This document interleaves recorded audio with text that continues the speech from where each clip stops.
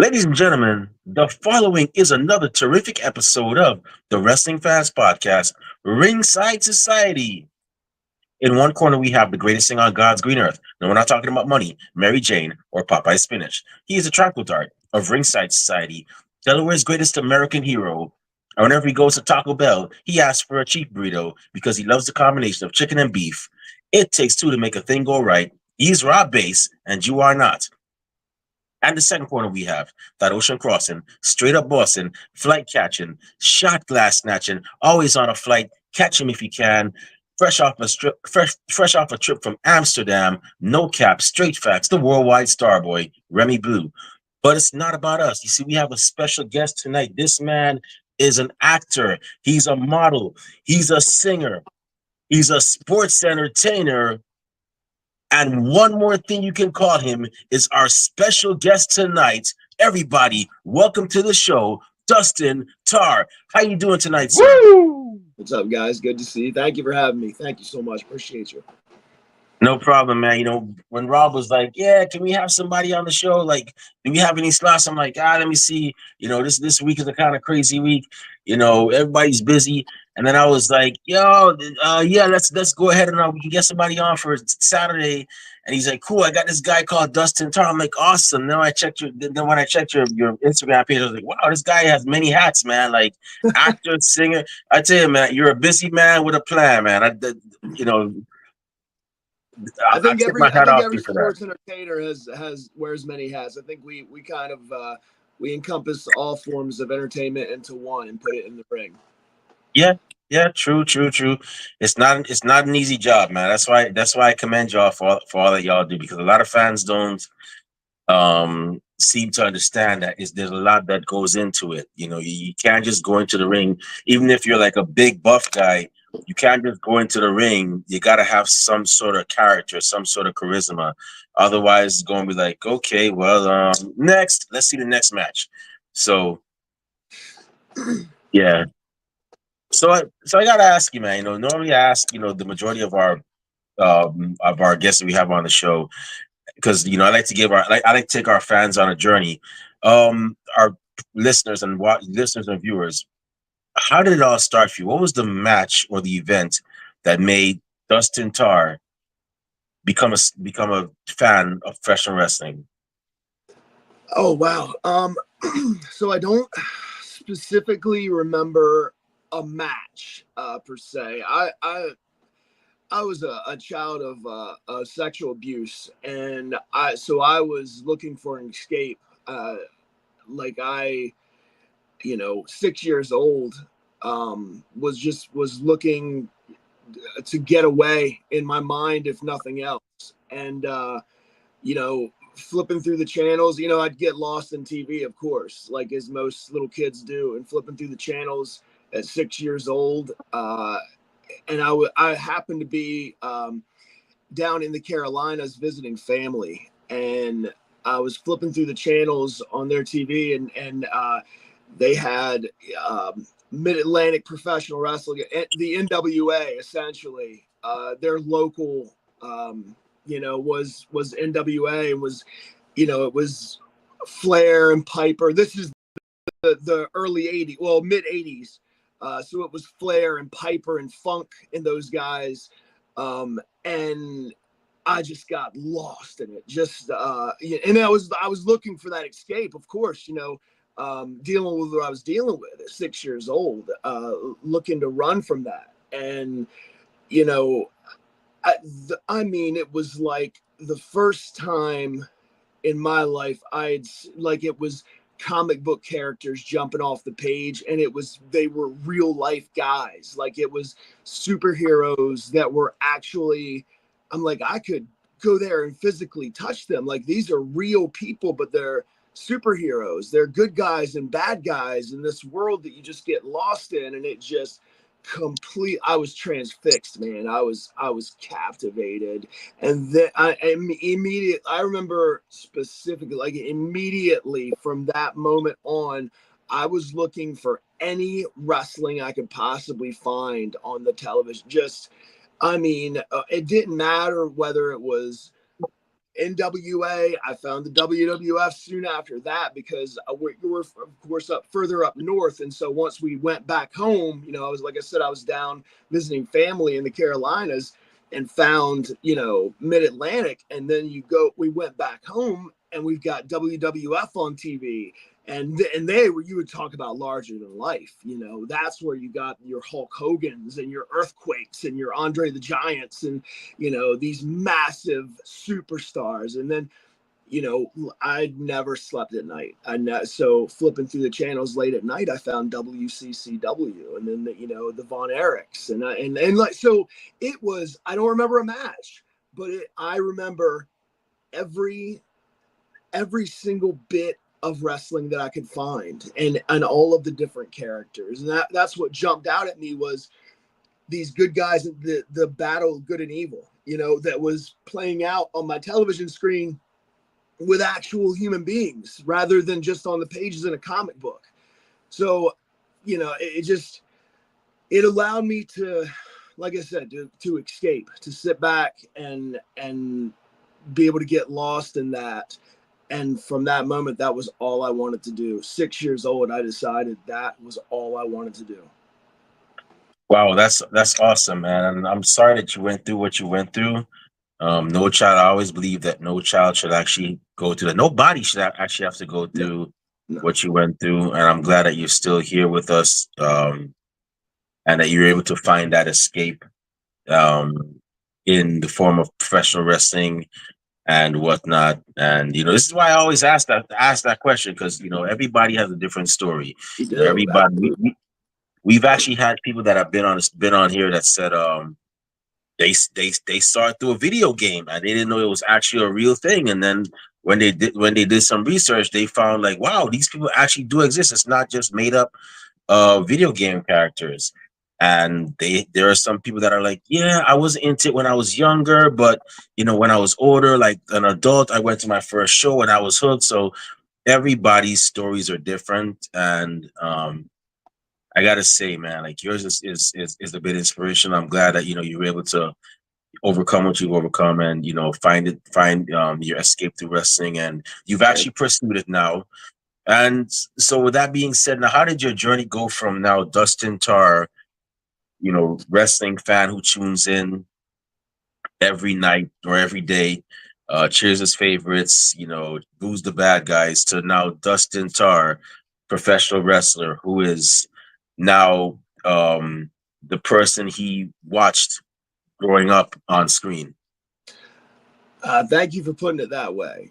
You know, being able to grow up to be that person that I saw on screen, I've never even, yeah, that's, that's something beyond my wildest dreams, I guess. But the way that I actually broke in, is I would say it's the old school way. I was actually 14 years old, when I broke in, and it was a probably the only way a small town kid could break in at that time. This was the mid 90s. It was a very closed off fraternity. Kayfabe still very much, you know, a thing. The internet had not really become mainstream at that point in time. I did know that it was a work, but I wanted to know more. I wanted to know how. I wanted to know the ins and outs. And so the only way that you could do that at that point in time, really, for a kid like me, you know, without access to the internet and all these, you know, knowing how to dive into it that way, a show came around, a local show came around to my town.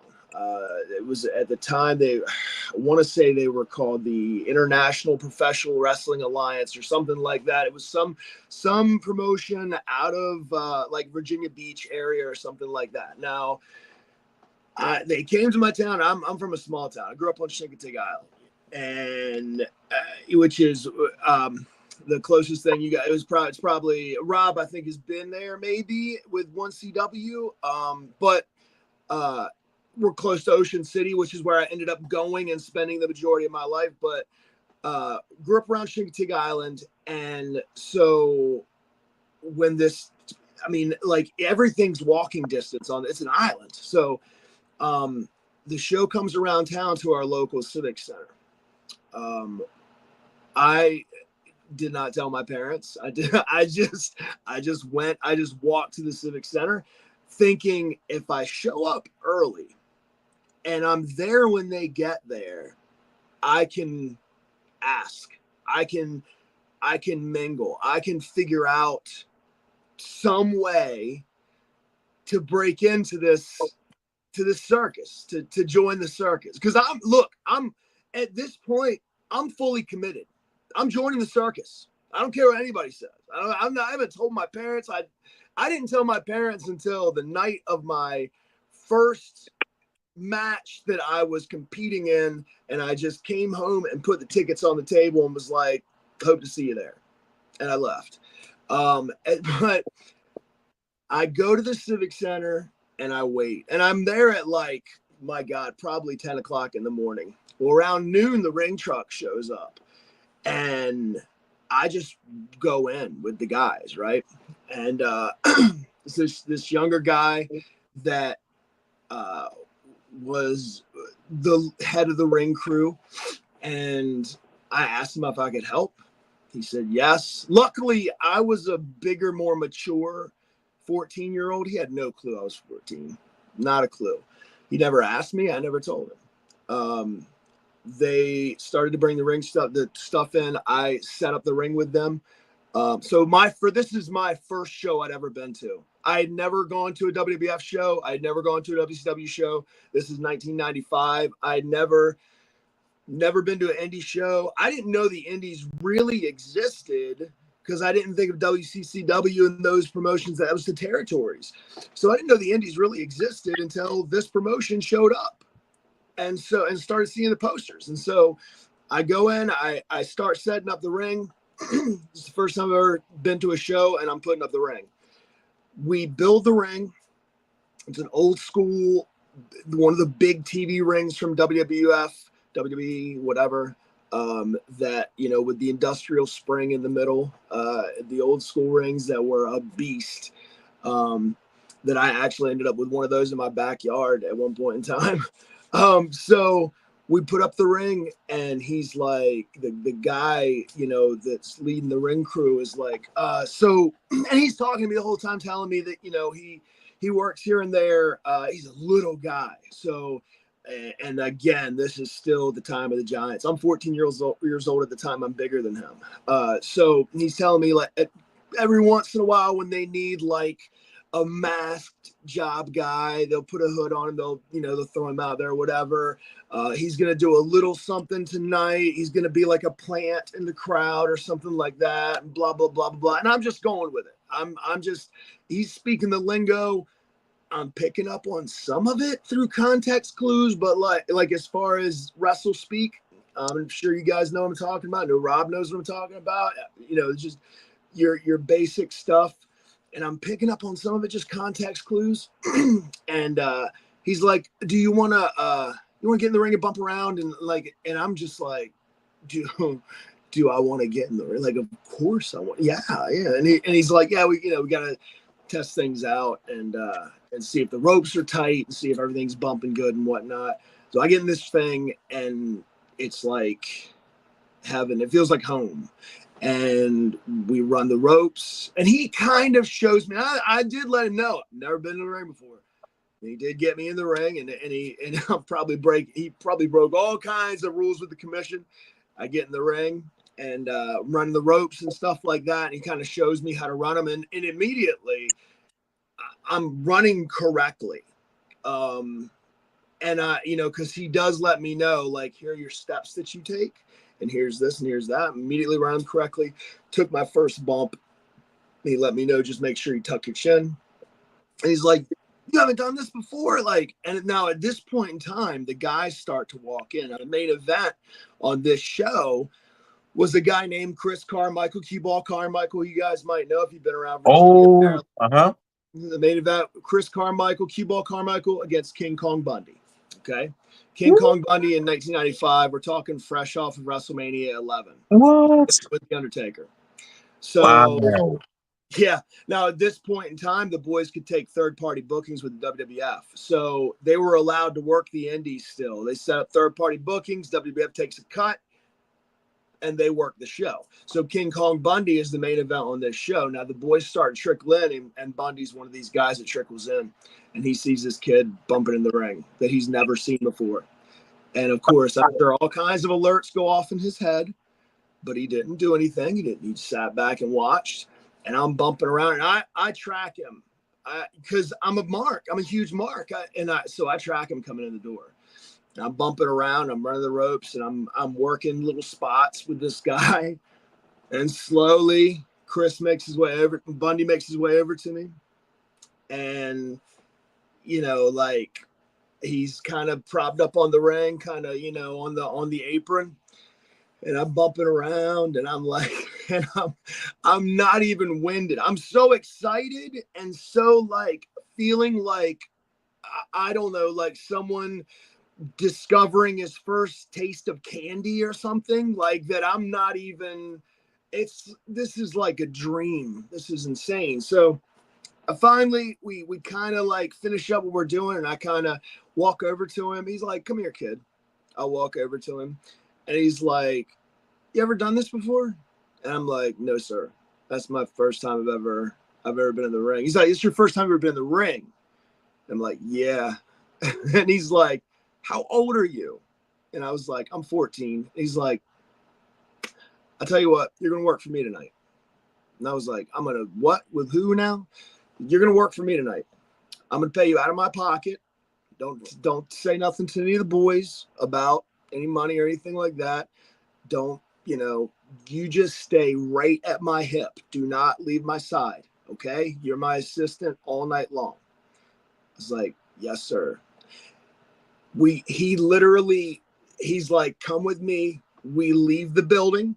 We get in his car. This is King Kong Bundy, fresh off of WrestleMania 11 with The Undertaker. And I'm a kid who's never been to a wrestling show, but is a huge fan who's just, my mind is blown. We get in his car. He takes me to the Island Creamery. We sit down. We have a big, huge ice cream sundae. This man has like the most ginormous ice cream sundae you've ever seen. I don't know how he did that and went and wrestled. I shit my pants. I don't know if we can curse on this. I was, Yeah, it's fine. It's fine. but he eats this enormous ice cream sundae, and we talk over the business, and he smartens me up to the business at this ice cream shop on Chincoteague Island. And you know, he basically gives me the ins and outs, and he gives me the keys to the castle, and is like, "Here's how we do things. Here's why we do things. Here's what you're going to do next." Because he knew immediately he's a natural, and this is what this kid wants to do. So I'm going to give him the opportunity to do what he wants to do. I don't know. I don't know if he saw something in me. I don't know if he saw himself in me. I don't know what he saw, but he decided that he was going to give me a chance to live my dream. And so he, like I said, took me under his wing. I stayed with him all night. I took pictures for him. He, first of all, like just chilling with him in the locker room, like I was his assistant, just chilling with him in the locker room while he talked over his match. Uh, he goes out. The only thing I didn't do was go out to the ring with him. I worked music and stuff, and while he went out to the ring, he also had me announce a match. That was the first time that I got in the ring and announced.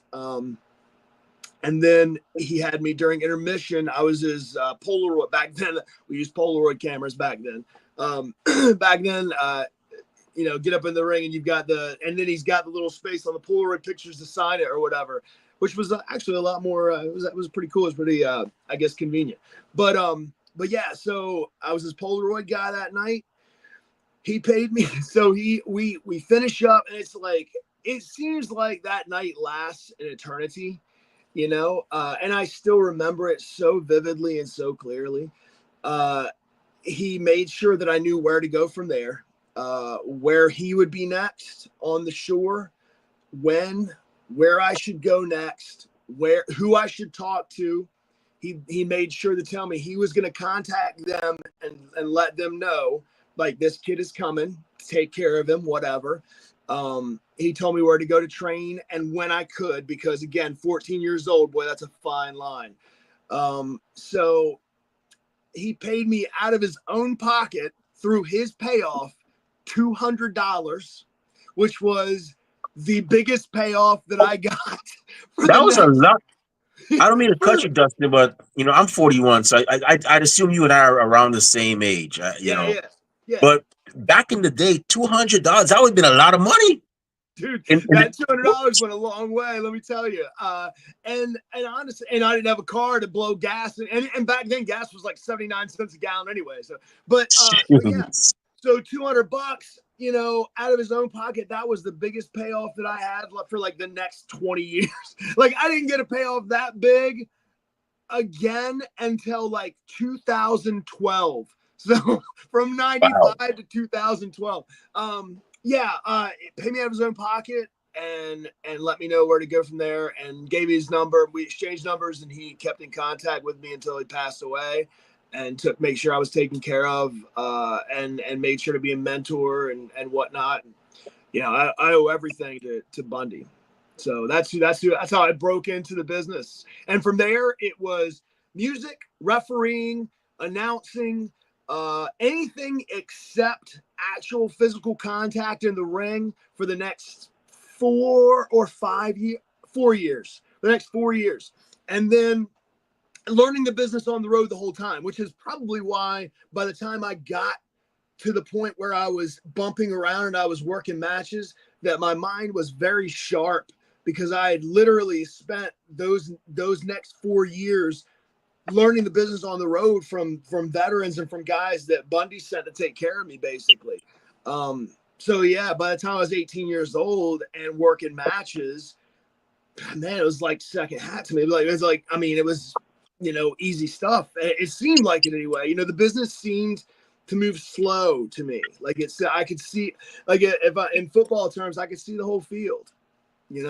So but that's how I ended up breaking in. And then, like I said, just learned the business on the road until I was able to go and get trained, and my God. And he told me from the very beginning, I want you to go around. I want you to go get trained by as many different styles, as many different people. Always be a sponge, always be learning. Don't ever say, okay, I'm done training now. Like, pick up every bit of training you possibly can. And that's why I trained with everybody from the Briscoes to Taz to Shannon Moore to Shane Helms to the Hardys, to like anybody that I could possibly train with for an extended amount of time. I did. Whether I had to beg, borrow, or steal for the money and make it happen. And luckily, after being in the business for a while, you didn't have to pay any money to do it. You could just show up and train with them. But yeah, so that was my journey in. Wow, that's cool. The Hardys. So you trained at Omega? No, I trained at Matt's house. Oh, okay. So when Matt put the dome up in his backyard and put the ring back there, which I believe has been on TNA TV. I think they did Yeah, it has. did a whole It was. show from them. Yeah. Yeah. So yeah, it was all the Omega boys, but it was, yeah. So and it's funny, like throughout the time, I had run into all the Omega boys until I ended up meeting Shane, who introduced me to Shannon.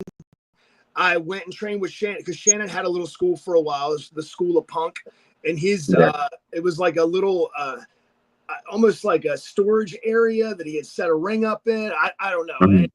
And we, trained with him for like a year. And that's how I was introduced to Matt and Jeff. And then, like I said, trained in Matt's backyard for a while. Like, basically, again, polished up. Like, that's what Taz would say. Like, we're polishing you up. Like, we're going to continue polishing you up. So yeah. But trained in Matt's backyard, or, worked in Matt's backyard for a while. Wow, that's awesome. That was a cool way to break into the wrestling business. Like, we've never really had any stories of King Kong Bundy on here. I mean, I see King Kong Bundy, I see this big menacing guy that wants you to give him a 5 count instead of a 3 count. Yes. But that was pretty cool of him to do that. Most veterans, from what I've heard, they're like too cool for school. You know, they're like, nah, we're not. You stay over there. You're new to the business. You got to make your own way. But to do that back then is for him to do that back then, especially. I'm not a wrestler. I've never been anywhere near the business, but I've been a fan for 34 years, and I remember reading about the indies in the magazines, and I know it was very closed off back then. But for him to actually do that back then, when wrestling was not as accessible as it is now, that's very commendable of him. That's awesome, man. I mean, not as accessible as an understatement. It was a very closed off fraternity, which is probably why and again, breaking in 95, I am very, I feel like sometimes I get maybe misunderstood because I'm very passionate and I'm very, I still look at the business as a fraternity. Because all of the guys around me did, even though, and it was very weird that they brought me in like that. It was very weird that it was very accessible to me. It was very, I mean, like I said, I don't know if he saw something in me, if he saw himself in me or whatever, but because I never saw him do it for anyone else. Like there was not, Right. there was no other kids around that Bundy was bringing into the business. It wasn't like he was grooming teenagers. Like this was like so random. And even back then I knew it. It was so like, oh my God, like this doesn't happen, doesn't it? Like maybe this is fate. This is what's supposed to happen. So yeah, a very closed off fraternity. And I mean, I could feel, kayfabe was very strong. When fans came around, like we stopped talking. That was the back in the days of that, of like, somebody would say kayfabe and all conversation about the business would stop. So yeah, it was man, a weird time for a 14-year-old kid to break in. But I think they knew like this kid is part of the circus. Wow. So since you've been in the business for over, let's say, almost 30 years, mid 90s, 94 to now is 30 years. Um, and by the way, thank you for, if nobody has thanked you before, you're going to hear it from us here first. Thank you for all the years that you've given us as a pro wrestler. And if you've heard it before, I guess you're going to hear it for the thousandth, hundredth, maybe millionth time. But thank you. Um, in regards to wrestling culture from the way it is then, in the mid 90s, from when you started up until now, what would you say? Could you give me three pros about um how it is now and three cons about how it is now? So the biggest pro for you mean for a wrestler or for a fan? Just for wrestling culture, like the way the business is, how it The way the is to business get goes. in, So marketing yourself, that stuff. and I think that's the biggest pro is your ability nowadays to be able to brand and market a product and put it out there to the masses. It's so easy that it's foolish. It was always foolish not to brand yourself and market yourself. And that's something that Taz really jammed down my throat and everybody else is like, build your brand and get it out there to the masses any which way you can. And nowadays it's so much easier to get that package out there to the masses. Social media has changed everything for us. The age of social media, has made it so easy. Look, when I broke in, the biggest con was being able to get your stuff around to people, like having to send tapes, VHS tapes in the mail.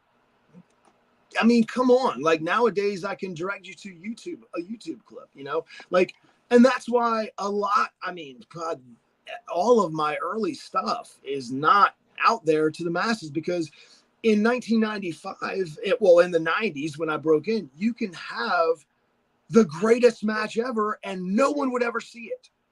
Like I had some amazing matches that never saw the light of day and that I could tell you about, or I could tell you about the experience, but nobody ever saw them as in front of 20 people at a armory, and there was no such thing as YouTube. So like that's that's the biggest pro about today and the biggest con about back then.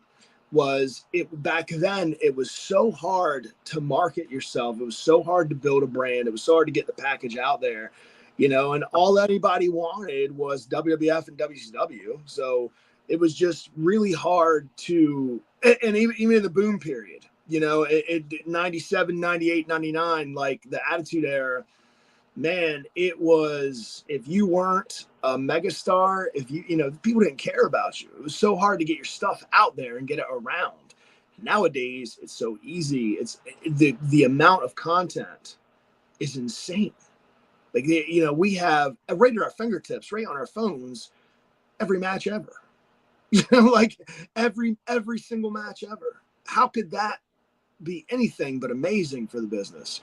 For distribution is, I mean, it's so easy nowadays.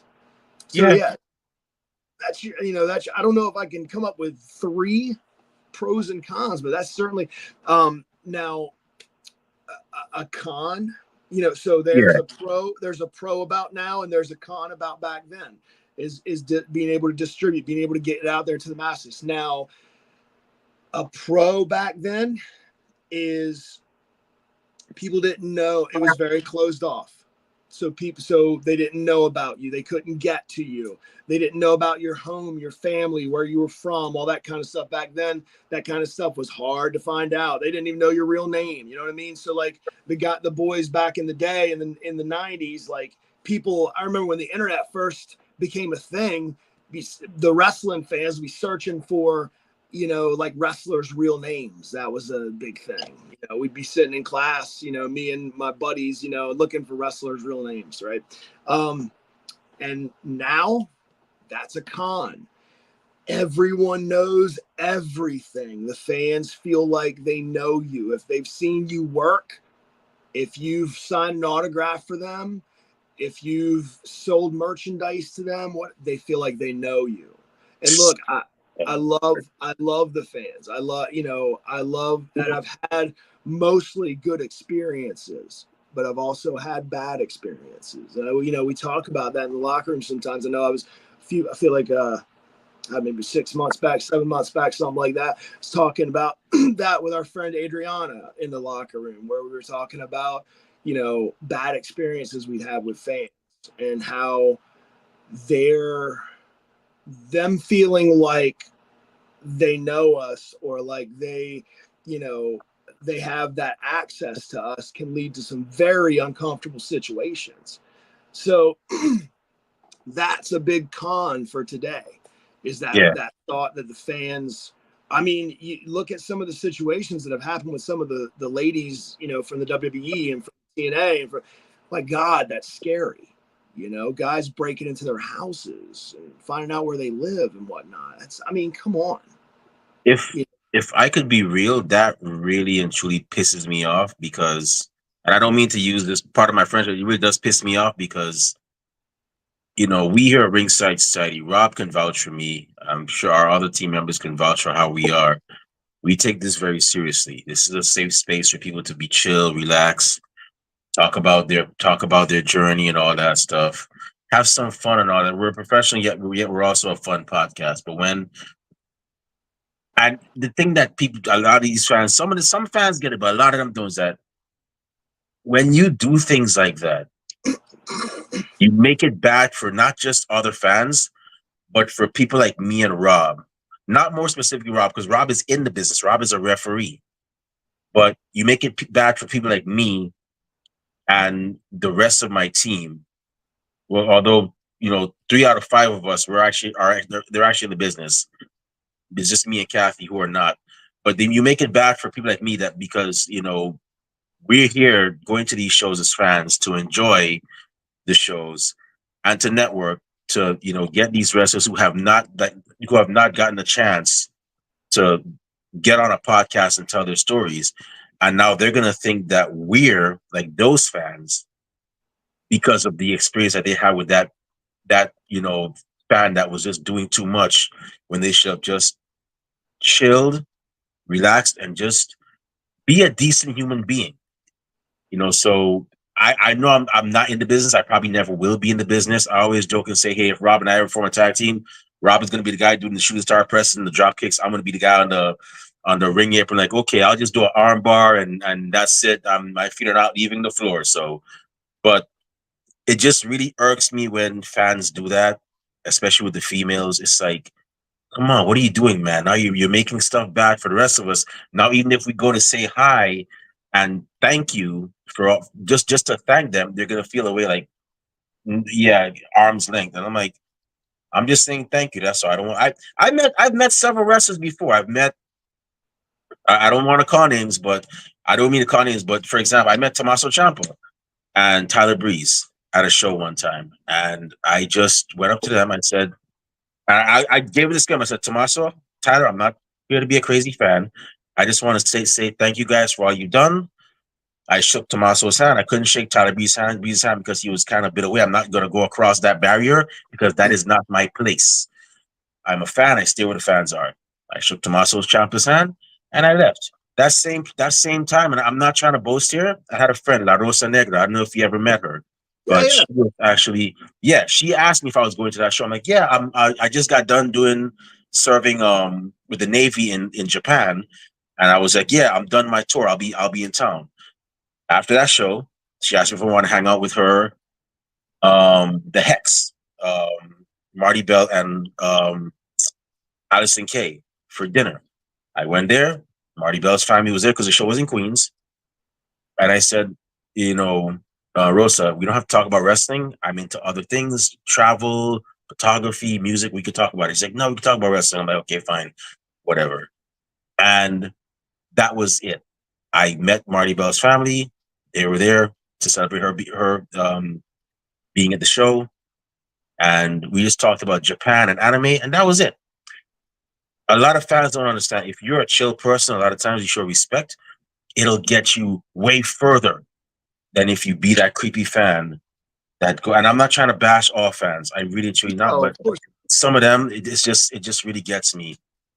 And Rob knows how this subject is for me too, because I'm very like kind of it kind of gets me sometimes. But I try to if you're just chill, if you're a civil person, it will get you way further than if you're just going there touching people when you're not supposed to touch them, saying things you know you're not supposed to say. It'll get you way further. But I guess some of them feel their way is better. But I really um, appreciate you understanding that, knowing that. I mean, I'm a I, big fan of personal space. and You the know, reason why I'm like that, I'm gonna give you a bit of a personal part of me, right? sure. In the Navy, we have different jobs. I was a hospital corpsman, right? I'm dealing with, and that's the version of a I love medic. my corpsman, man. I'm a Marine, so I love my Oh, corpsman. so you know where I'm going with this. I Yes, worked in sir. a clinic. I was on shore duty, so I'm dealing with people constantly every half hour, 20 minutes. Different energies, some good, some bad, some in the middle. Some you got to read, some you don't have to read. It gets mentally exhausting. So Yes, when they say, and when they say Liberty Time, it's time for what? Time to shut down shop and enjoy the rest of your day until the next working day. yes, sir. That time, some of us have families, some of us don't. Some of us just want to unwind. So no, no. When I leave that clinic, I really don't want to talk to people. I'm not saying that I'm a standoffish person. I'm not saying that I'm unapproachable, but I just don't want to deal with it at that time because I'm the that's same way. me time to unwind and plan my next step. So Right. that's why when I approach wrestlers, even if I approach Rob knows how I am too. I mean, although Rob and we finally met, I wasn't that way around Rob. When I meet wrestlers, I distance myself, but at the same time, I keep it, and at the same time, I keep it short. Thank you for what you do, and I keep it pushing. I give them a ringside society business card if I, to invite them on the show, and that's that. That's why I put myself in y'all shoes, like how I would want to be if I were, because I've been in that situation before where I just don't want to be bothered. I How did did you my end up, time. coming this close to the business? How did you end up doing the podcasting thing and come this to this level of the business? So, wow, okay. So, with the podcast, I wouldn't say it's close. We just want to give the people that have been giving us matches and memories. for a There's long no time. We need to try understanding. to give them You a guys, spotlight. listen, Remy, you guys are a big part of the business. The podcasting community has become such an integral part of our business, man. So I consider you guys on the fringes of our business. Like, you may not be in the locker room with us. You may be in the locker room with us. You may not be in the ring with us. You guys are a big part of the business. So with how I got in, so it was 2012. I was living in Fort Lauderdale, Florida, and I was like sitting down one day thinking to myself, man, I really want to get into the pot. I really like to get into wrestling somehow. I mean, not as a wrestler, but like in some shape or form. Because I've been I've been a fan for like 22 years now. I'd really like to get into. I'd really like to support it somehow, other than just going to shows and watching and tuning in. It'd be really nice. And then I remember it was a Lillian Garcia album release party that she had in Miami. This was around WrestleMania 28 when it was Rock versus Cena Part One, and she had an album release party at a building. And I was like, okay, so me and my one of my other team members, Chris Cartwright, who's actually a cameraman, who's been a cameraman for several promotions, we were like, yeah, let's go check it out. So we check it out. And when I walk in there, the first thing I saw was a guy who'd go on to be my future mentor, George Alonso, interviewing Maxine from NXT. So I'm like, yo, Chris, that's cool, man. Yo, what's that? He's like, oh, that's a Roman show. I'm like, oh, really? Wow, yo, that's neat how they did that. I was blown away. And I was like, dude, I want to do that. I want to interview wrestlers. I want to do that. And I saw that Chris already, he had his own called the Wrestling Grizzly, which was kind of an interviewing platform as well, too. So I was like, I'm gonna do this. And then, eventually I was like, okay, if I'm gonna do this, I gotta figure out how I'm gonna start. And then I was like, you know what? I'm gonna start my own brand of interviewing. And I was like, let's see, am I gonna call it Ringside Central? Nah, I'm not gonna call it Ringside Central. The name's already taken, it sounds too basic. Let me see. Ringside Society. Kind of like Justice Society, the whole superhero thing. I was like, let me call it Justice Society. And I started the page on January 1st, 2013, the Facebook page, the Facebook group page. And then Chris he's been my right, pretty much my right hand man, my day one, and I made him an admin for that. But then unfortunately, I didn't have the funds to start it, so I was like, okay, until I start my own podcast, I'm gonna join another podcast. And George was there, and I told George, hey George, um, if you let me join it, well, I didn't say if you could let me. I was like, I want to join George's podcast. That's what I told myself in my head, but I got to show him. He didn't ask me to show him, but I said I got to show him that I belong. I could be a key member of his team. And I was like, okay, I have a lot of wrestlers that I have on my Facebook page. Let me message some. And I said, George, I can get you the Mascara Mafia, who are in OVW, and I can get you Angel Blue, who wrestles in Texas, and I can get you the daughter of the Dynamite Kid, Bronwyn Billington, who is the Dynamite doll. He's like, wow, cool, yeah, let's do it. And I got them to agree to be on the show. And once I started showing him more and more that I could book several people like Trevor Murdoch and Stevie Richards, he was like, you know what, Remy, you are officially our booker. And I These was are like, all relationships that you had. You already knew the I guys. just I didn't know them, but I just messaged them and I gave them like, I said, hey, I work for this podcast. I gave them names of the podcast actually interviewed. And they were like, when they saw the credentials, like, oh, okay, wow. Yes, let's do it. So that's how I did it. And then How did this, um how did this relationship come to be? How did because Rob Bass and Remy Blue are kind of from different walks here. Like where yeah. Well, okay, so fast forward after I left Reality Check Radio, then George started up his podcast again, and then he stopped again due to some personal matters he had to attend to. I was like, man, I really should start Ringside Society. And then it's funny. One thing I was sitting down watching this wrestler AQA do a shooting star of press at Reality Wrestling. And I was like, a female did that? And then I saw somebody interview her. So I was like, you know what? I should start doing that. I should be interviewing her. I'm not hitting on the guy that did, but those are interviews I should be doing. So I started up. I was like, okay, let me start up a Blog Talk Radio account. And then I asked Kathy, our other co-host, who unfortunately couldn't make it today, if she would like to be a part of it, because she was so excited when we actually had her on the year before for for Rest City Radio. She was like, yeah, I'm down. And then started gaining some momentum after several shows.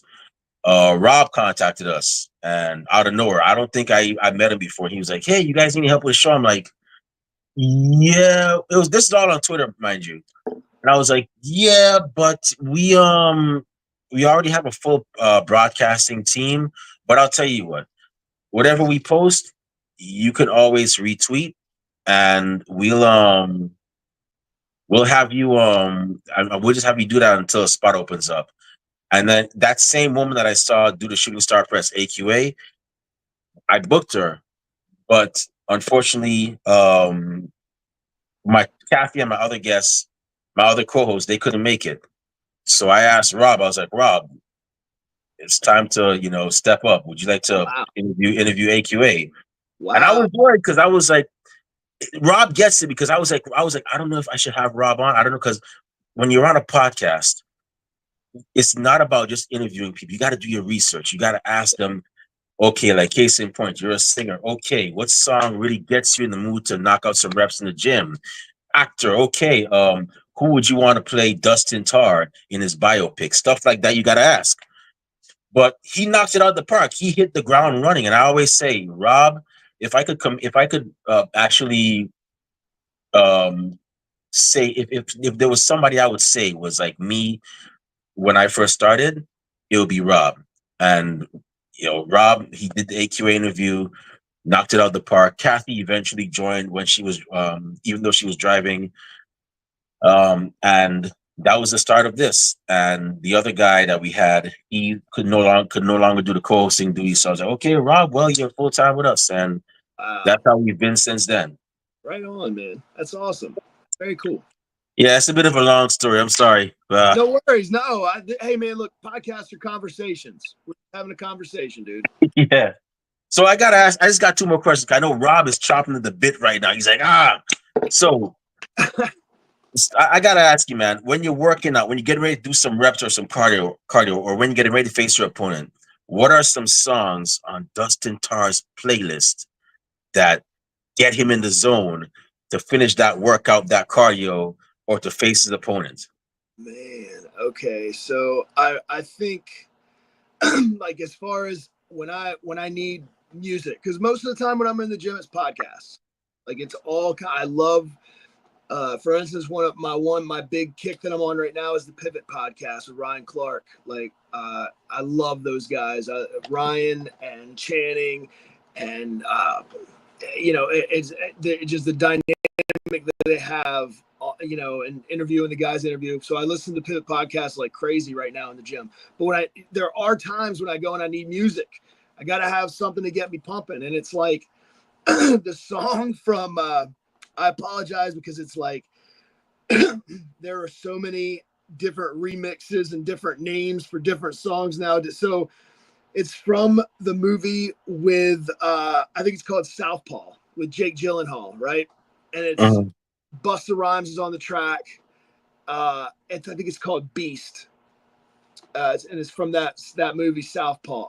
Yeah, Southpaw with Jake Gyllenhaal. Well, that was a good movie.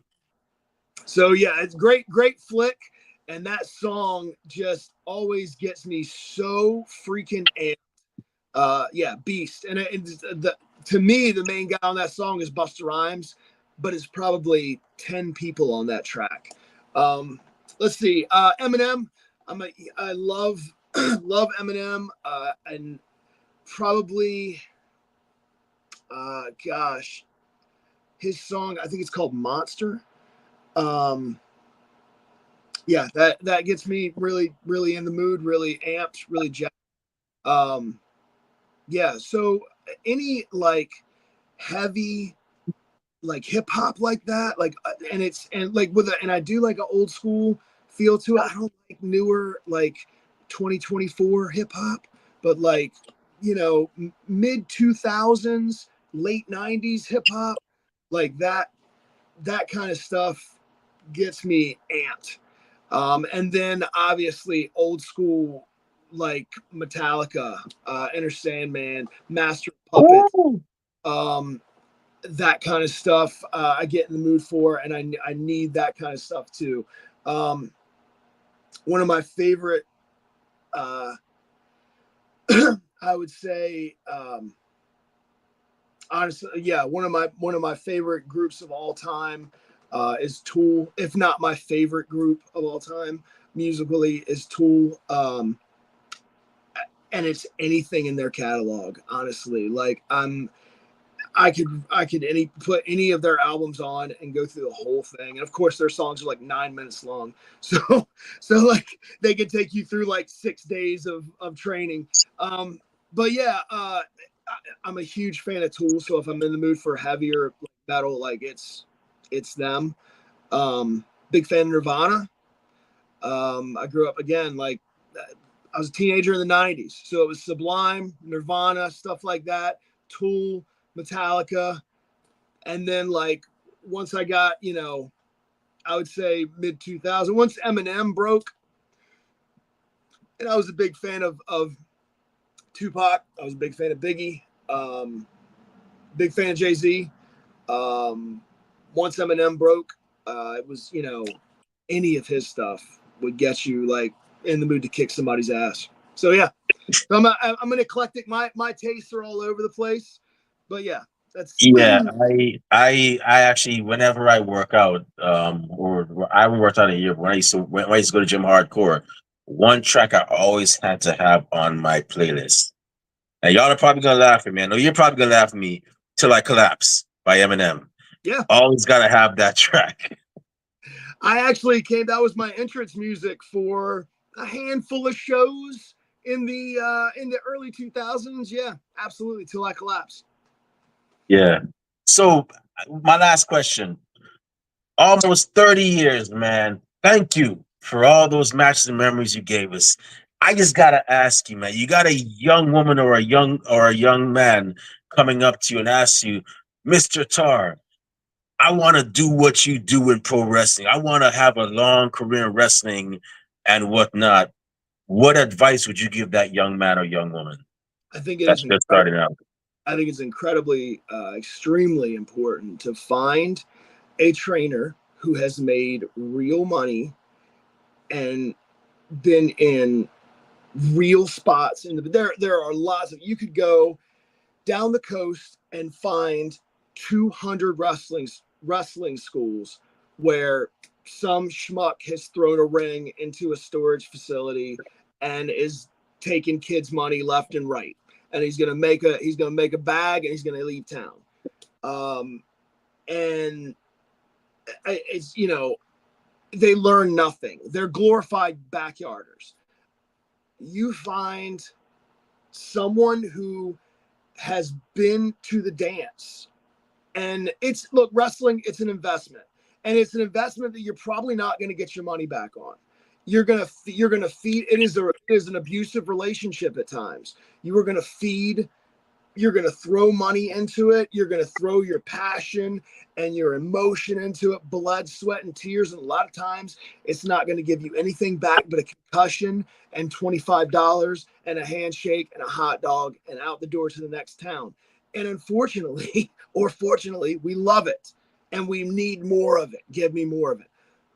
Regardless, if you're always going to be that kid in high school gyms or in armories, National Guard armories, in front of 100 people making minimum money, whatever, or if you're going to be main eventing WrestleMania, it doesn't matter. Everywhere in between, you have to be safe. You have to know what you are doing. You have to respect the business and everyone that came before you. And it is incredibly important to find someone who has been to the dance, who has been to the show, who can really tell you how it's been and what it's like and show you stuff properly, teach you the business properly, inside out. And there are like, somebody might say there, there's I can't find there's no famous people. There's no people who have main evented WrestleMania around. They don't got main event WrestleMania. I'm just saying, like, they've been to the dance, and those guys are everywhere. Those all over the place.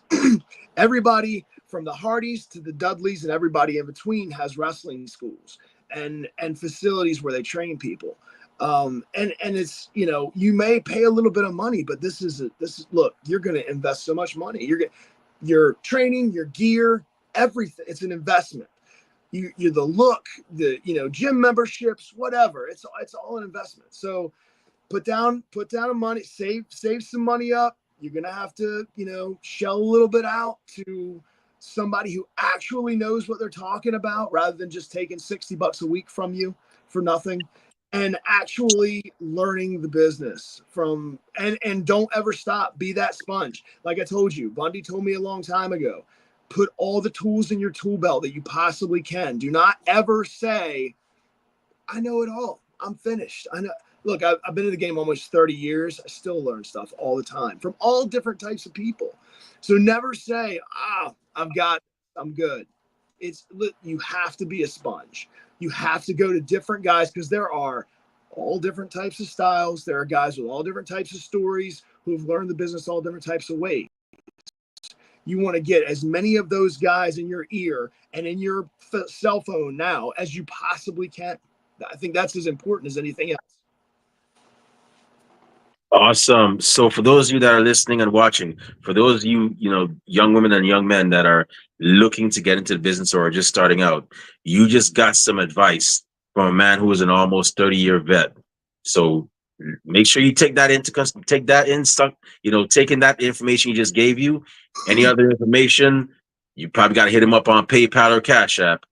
But you That was just got my advice. you just got a little something from a 30-year vet, courtesy of us here at Ringside Society. And with that being said, I'm gonna go ahead and turn the mic over to Rob. I know Rob is chomping at the bit to ask some questions. So Rob, go ahead, man. The floor is yours. Thanks, All right, Remy. sweet. Thanks, Ravi. So what's going on, Dustin, man? How you doing today? What's How's up, the day Rob? Good going? to see you, buddy. Yeah, good to see you too, man. So how was your Halloween, man? I have to ask about that, man. Halloween was the other day, man. Did you get a lot of candy and stuff, man? Did you dress up? I did. I love Halloween. Probably my favorite. Certainly my favorite meaningless holiday. But I love Halloween. Me and my kids usually, like, we try and do it big. We try and dress up together and have fun. And I've got a 10 and 11-year-old. So me and my daughter. My daughter is usually the one who's like the creative one's like, Dad, let's be killer clowns this year. So this year we were killer clowns. Yeah. So, and she has this is, it's going to be dangerous when she's a teenager, but Mm. she me in female form. So yeah, we were killer clowns, and my son was dragging away a man, the inflatable costume that you've probably seen every which way. But yeah, we had a great Halloween. How was your Halloween? Oh, it was pretty good. It was nice and chill, man. I live out in the country, so I don't get a lot of trick or treaters around my way, So once in a while they do. So I had, like, some Kit Kats and stuff, you know what I mean? But no, the Kit Kats are mainly for me, I got to keep most of them. But yeah, I like Halloween too. I like going to those those spooky haunted trails, Yeah, me haunted too. yeah, whatever those things are. I love watching spooky movies and all that good stuff, man. I'm Yeah. always trying to find something, man. I'll ask Tiberius, man, be like, man, what you say? Try and get me to watch Terrifier. I've never seen the Terrifier movies yet. But I hear, like, if you like gory stuff, it's pretty good. I'm like, I gotta check them out. Oh man, so last night we went and seen Smile 2. Oh, Fantastic. Fantastic, guys. Yeah, it will mess you up. Like, you'll come out of the theater. I don't know if you saw the first one. First one was yeah, I really did. good. This one's much better. You will come out of the theater like, what did I just watch? Like, what? So definitely, it's a go see it. Go see it. So yeah, Yeah, the first one. love horror movies. Yeah, that first one I liked. I remember I couldn't sleep for like a couple days. Every time I closed my eyes, I seen that girl in the beginning just smile and then grab that thing like that. I was just like, oh man, I can't Oh, do it. No. so creepy and so simple. Like, Yes. the writers of that movie are brilliant. Brilliant. Yeah, it wasn't like all overly crazy. It's just so creepy. I was just like, oh man, yeah. it's like I was watching Barbarian the other day. It's like crazy weird. I don't know if you ever seen it. It's like a weird, like who's this person kind of mystery movie, and then like halfway through, it cuts off, and then it's like some other guy coming from Hollywood trying to rent the same place and stuff. It's like it's like yeah, that movie's pretty wild. You know what I mean? Like yeah, I love me some horror movies.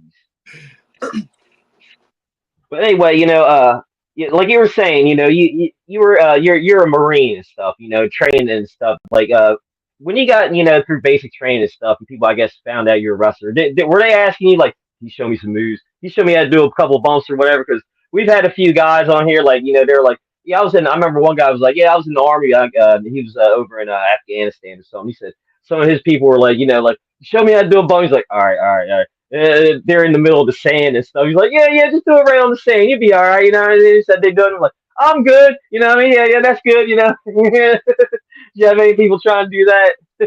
So I did not tell anyone. Oh, okay.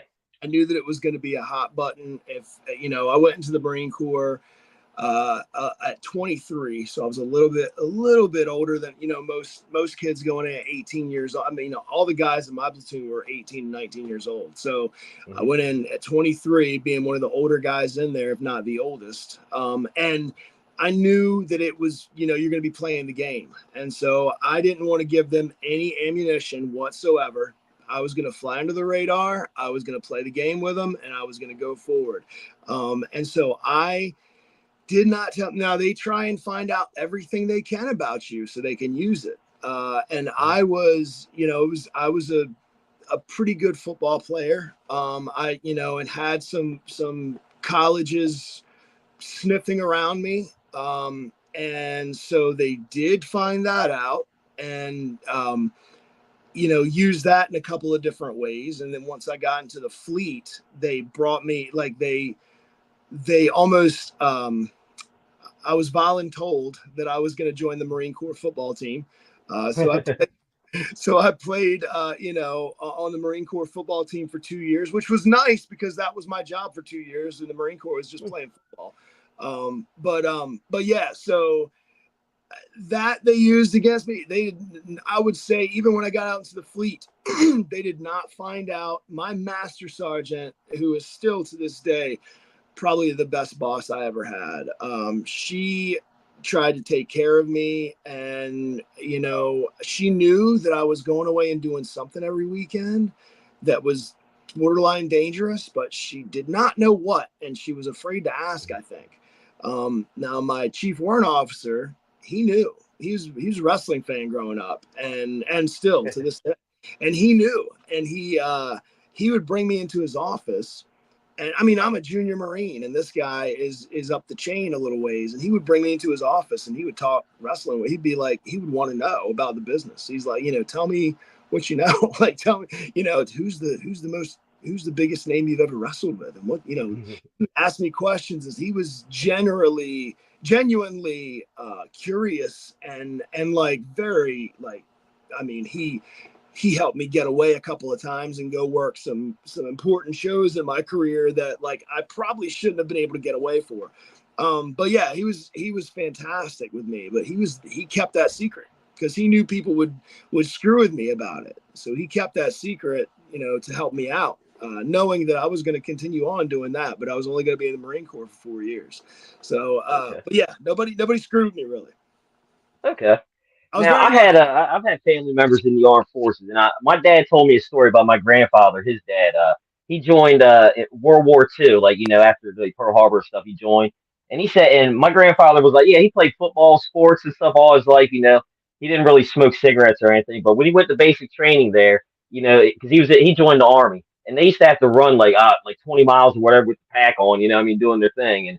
Yeah, of And I course. guess halfway through about 10 mile mark, the drill sergeant would be like, "All right, everyone, stop, smoke break." So if you smoked a cigarette, you could stop and smoke a cigarette. But if you didn't smoke, you had to keep running. You didn't get to stop. So my Oh no. grandfather was like, "All right, I guess I start smoking. I'm smoking here. Yeah." And then he started. Yeah, he smoked for a while. I mean, he had to You quit, but picked yeah, up that's how he started smoking smoking. because of the army? Yeah, yeah. It was all Wow. because hey, yeah, if you stop here, you get a smoke break. You know what I mean? He's like, all Wow. right, Unbelievable. yeah. Unbelievable. But I've this is like never heard back in the 40s. Yeah, well, man, if that isn't an advertisement for the Army, I don't know what is. I've never heard anyone say they picked up smoking because of the Army. That's Yeah, awesome. yeah, no, I always thought that was crazy. I was like, oh my gosh. And then my dad, when he was when my grandfather got stationed here, my dad would tell me like, yeah, we would go camping and stuff, and my grandfather would buy stuff at the commissary, so they could eat and all that. And he said he'd open it up, and it'd be like like chili or something in there. But every pack thing had two cigarettes in there. It was Camel cigarettes and all. Everyone got cigarettes. You know what I mean? Yeah, even the kids. You know what I mean? It was like, oh yeah, you had to give them, the parents or whatever. Yeah. What? Yeah, they used to give out Wow. cigarettes in those, the little ration things. You know what I Yeah, mean? I was they like, wow. He was put like, yeah, cigarettes in there. yeah. I was like, oh man, they didn't care back then. Unbelievable. They did not. They didn't give a Yeah, shit, did they? yeah. That was that time where it was like, let me get, you go to the diner and you're like, let me get a sandwich, some mashed potatoes, whatever. They're like, you want a pack of cigarettes with that? They're like, of course I do. I'm not a married. Give me some cigarettes. You unfiltered, So they're like, That's awesome. that's right.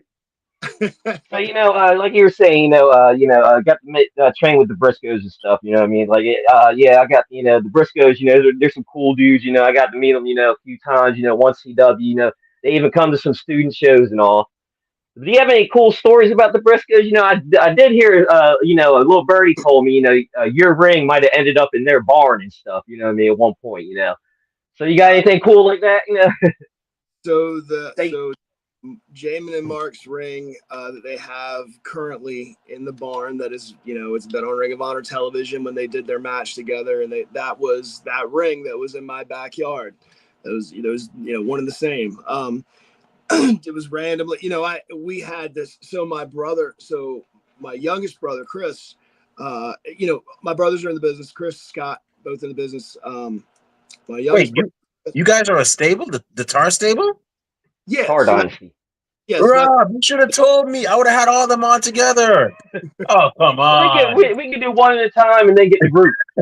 Yeah, so that that's it'd be tough because they're so Chris is in Utah now, and Scott is right outside of Baltimore. So we're in Oh, different. okay.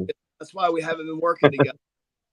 So so Chris needed a way to get trained. He broke in 2005, and he like he rather than going out traveling because he had a job at came out of college as a police officer. Like, he always wanted to be a cop. That was going to be his thing. Like, he came out of college and got a job that wasn't going to afford him the time to be going to training to training every day. So he instead decided to just buy a ring, put it in his backyard, and have me and Scott train him. So that's what he did. He saved up his money. He bought a ring. I want to say he paid $800 for this ring. It was a guy that we used to worked a handful of shows for, and Chris actually worked his first show for him. The first time he ever worked was for this guy. But he contacted him, got a ring, and put it in my parents' backyard. And we then proceeded to beat the crap out of Chris and train him for the next, I don't know, a couple of years or so. And once he moved away and started his life and everything, the ring sat in my parents' yard for a little while, not long, but and whenever we were home for the holidays or whenever we were around, we would bump around in it. We would, or when somebody asked us to train or something like that, when somebody was interested in breaking in, or when somebody wanted to get a workout in, or when one of the boys were passing through and wanted to bump around or whatever, get a workout in, we did. But Jay, called one random day, and he's like, "Look, man, like I'm trying to put a ring in my barn. I don't know if you guys are willing to part with it." Because he knew he had been to the house. He knew we had a ring. He's like, "I don't know if you guys are willing to part with it or not." He's like, "But I'll pay whatever you want." Dude, I don't think we charged him hardly anything. It was, Jay's like a brother. He's, so he came by one day with a trailer, hooked it up. Next thing you know, that ring has like, I think they painted it up and got it like, because it was, man, this thing was a monster. This was a 20 by 20. This is an old WBF ring from the 80s. This thing was heavy as all get out and blue, because those rings back then were blue. So it was blue, and had the red, white, and blue ropes, and and he took it and painted it up and got it squared away. And he still, it's funny because that ring, if you can bump in that ring, you can bump in any ring, which is why it's fairly good to train people in, because they're not going to see a harder ring anywhere else. This ring is an old school ring with very little padding. It's just a strip or two of carpet padding. There's no wrestling mat in it. It's just the carpet padding and the canvas. So, and Rob, I know you've probably built plenty of rings, and know that there should probably be a nice thick wrestling mat on top.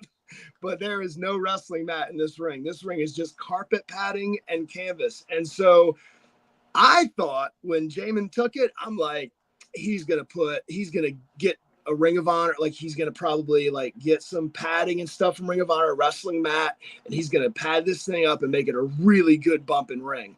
Because for, a concrete ring, it's still a good bumping ring. And I'm like, Jamin's going to fix it up. He's going to get it straight. And by the way, of course, when he got it from us, when he came and got it from us that day, he's like, anytime you guys want to come by the barn, you can. It was always free pass to go whenever we wanted. And so the first time I went over there, and it was a little while, it was probably 6 months before I went over there and worked out with him. And I'm like, he's got this thing fixed up. I know he does, because I had seen it since then in pictures and whatnot, and he had painted it. I get there, and of course, these boys had not put a wrestling mat in there. So it was still this concrete slab, basically, that you're bumping on. It's like, good God, man.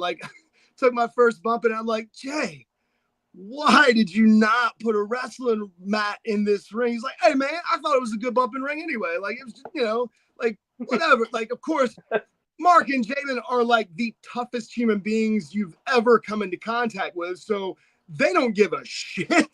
It's whatever, man. I thought it was a good bumping ring anyway. I'm like, oh my God, you guys have money and resources. Put a wrestling mat in this ring. It's still a wrestling mat in it, still to this day. That's awful. That's awful. Yeah, because I'm taking bumps and stuff, man. I could imagine just doing that. You know what I mean? Oh man. It is not. I mean, this ring is, like I said, like a concrete slab. It's nothing but wood and big, of course, the big slats of wood and stuff, and then the plywood on top, and then the one maybe 2 strips of carpet padding. Those thin, carpet padding, and that's it. The canvas. Oh yeah. Okay. Oh. My back's getting a little hurt, man. I need my lumbar support on this chair just thinking about it, man. Not believe. So they had their match at Ring of Honor, the Ring of Honor match where they had the Briscoes wrestling at their house and stuff. I know you guys have probably seen that, and then the match they had with Gallows and Anderson there at the farm. And that ring was not, they did not do any work on that ring before they had those matches. They didn't add any padding. I'm sure those boys got in that ring and bumped around and were like, what are y'all thinking? What? You're training people in this thing? Good God. We're building wrestlers back here. That's right. Got to build those calluses, man. We got to get those calluses built up, man. Absolutely. I know you were probably watching it. Every time they took a bump, you're like, oh, I felt that one. Oh. Yeah, you feel it. You feel it. Absolutely. That's right.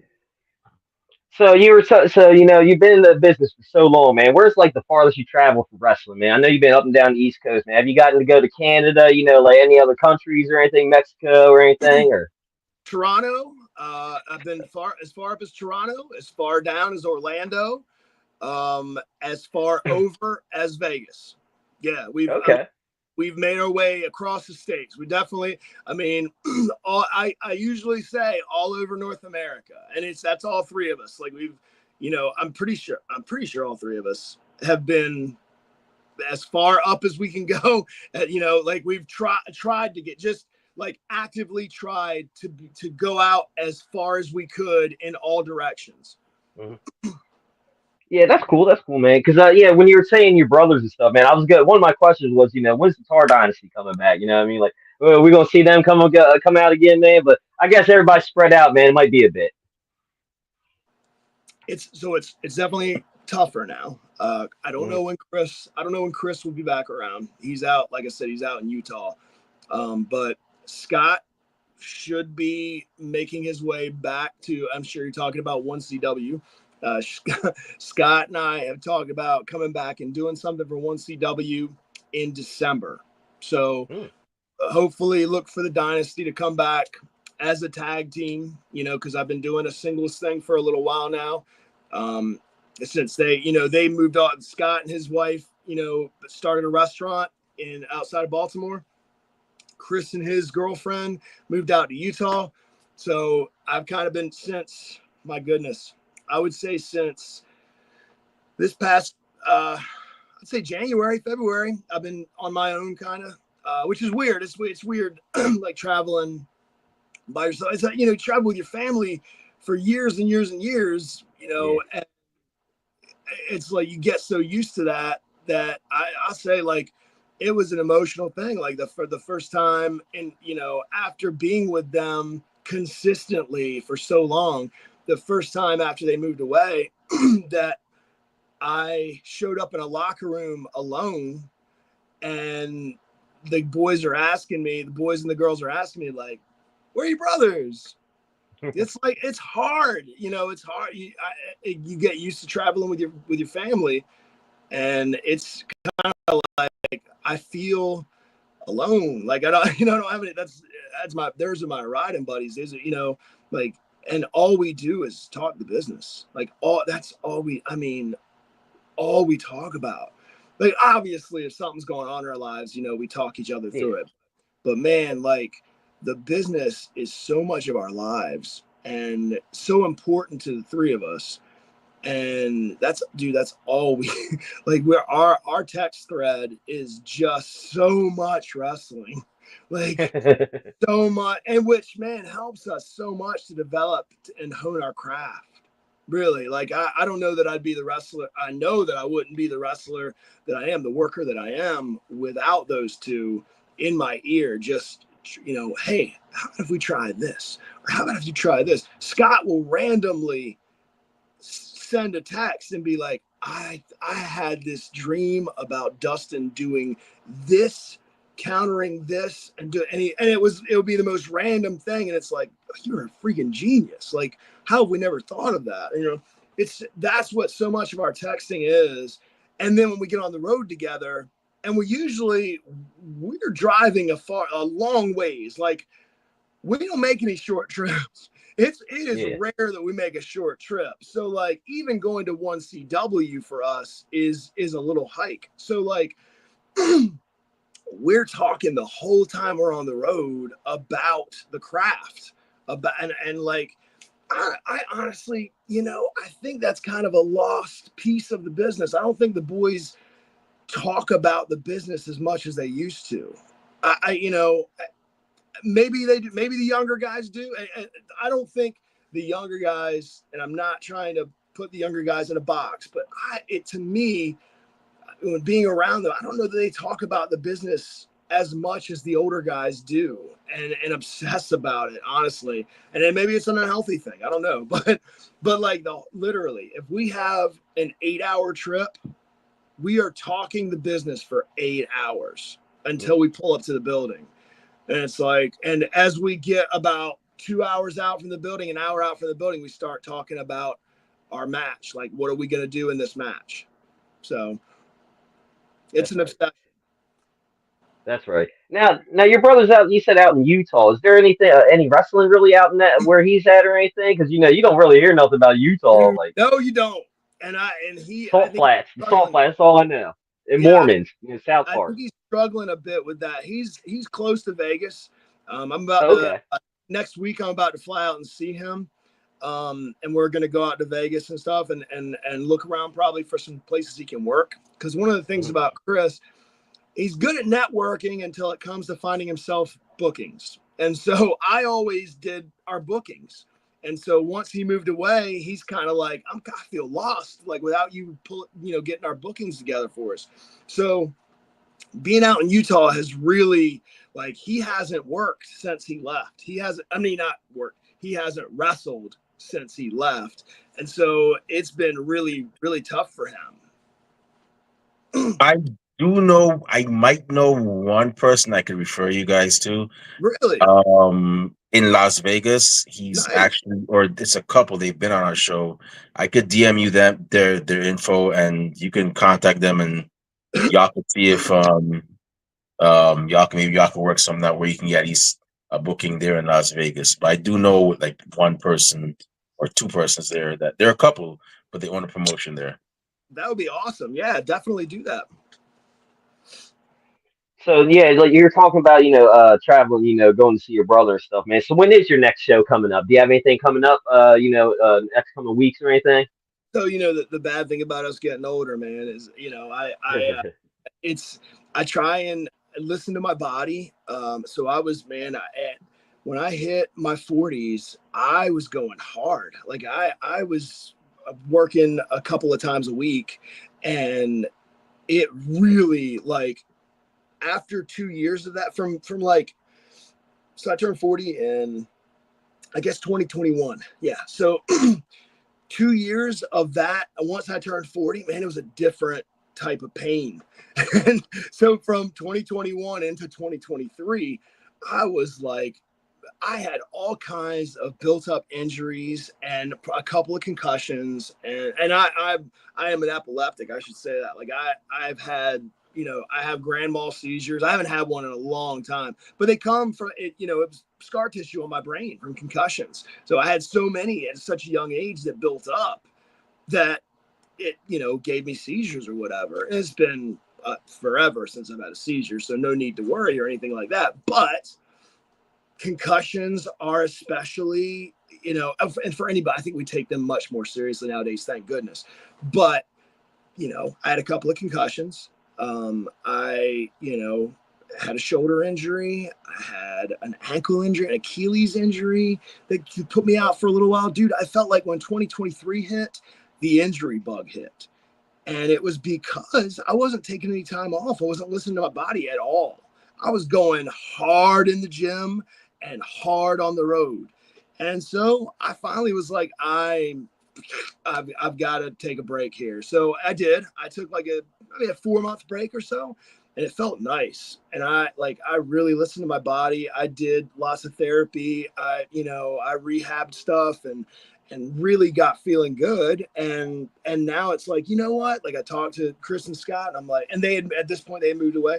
I'm like, I think I'm gonna like maybe do once a month now. Like I feel like I'm not obsessing as much as I was, because man, I was an unhealthy obsession. Like it was, I need it a couple of times a week. I need to get out there on the road and be out there a couple of times a week, or I do not feel right. So I stepped away for a while. And like I said, I just finally decided, like, I'm going to be a once a month guy. I'm going to be weekend warrior in that regard or whatever, once a month, and just go from there. And if I start to feel like I want to take some more bookings, then that time is freed up, and I can jump in there and get build some more bookings up. So right now, just doing one CW, and I'm happy to just do one CW. They Sean and Sean are very good to me, and it feels like, they treat me like family, and I feel that love, and that is very important at this stage in my journey. Like,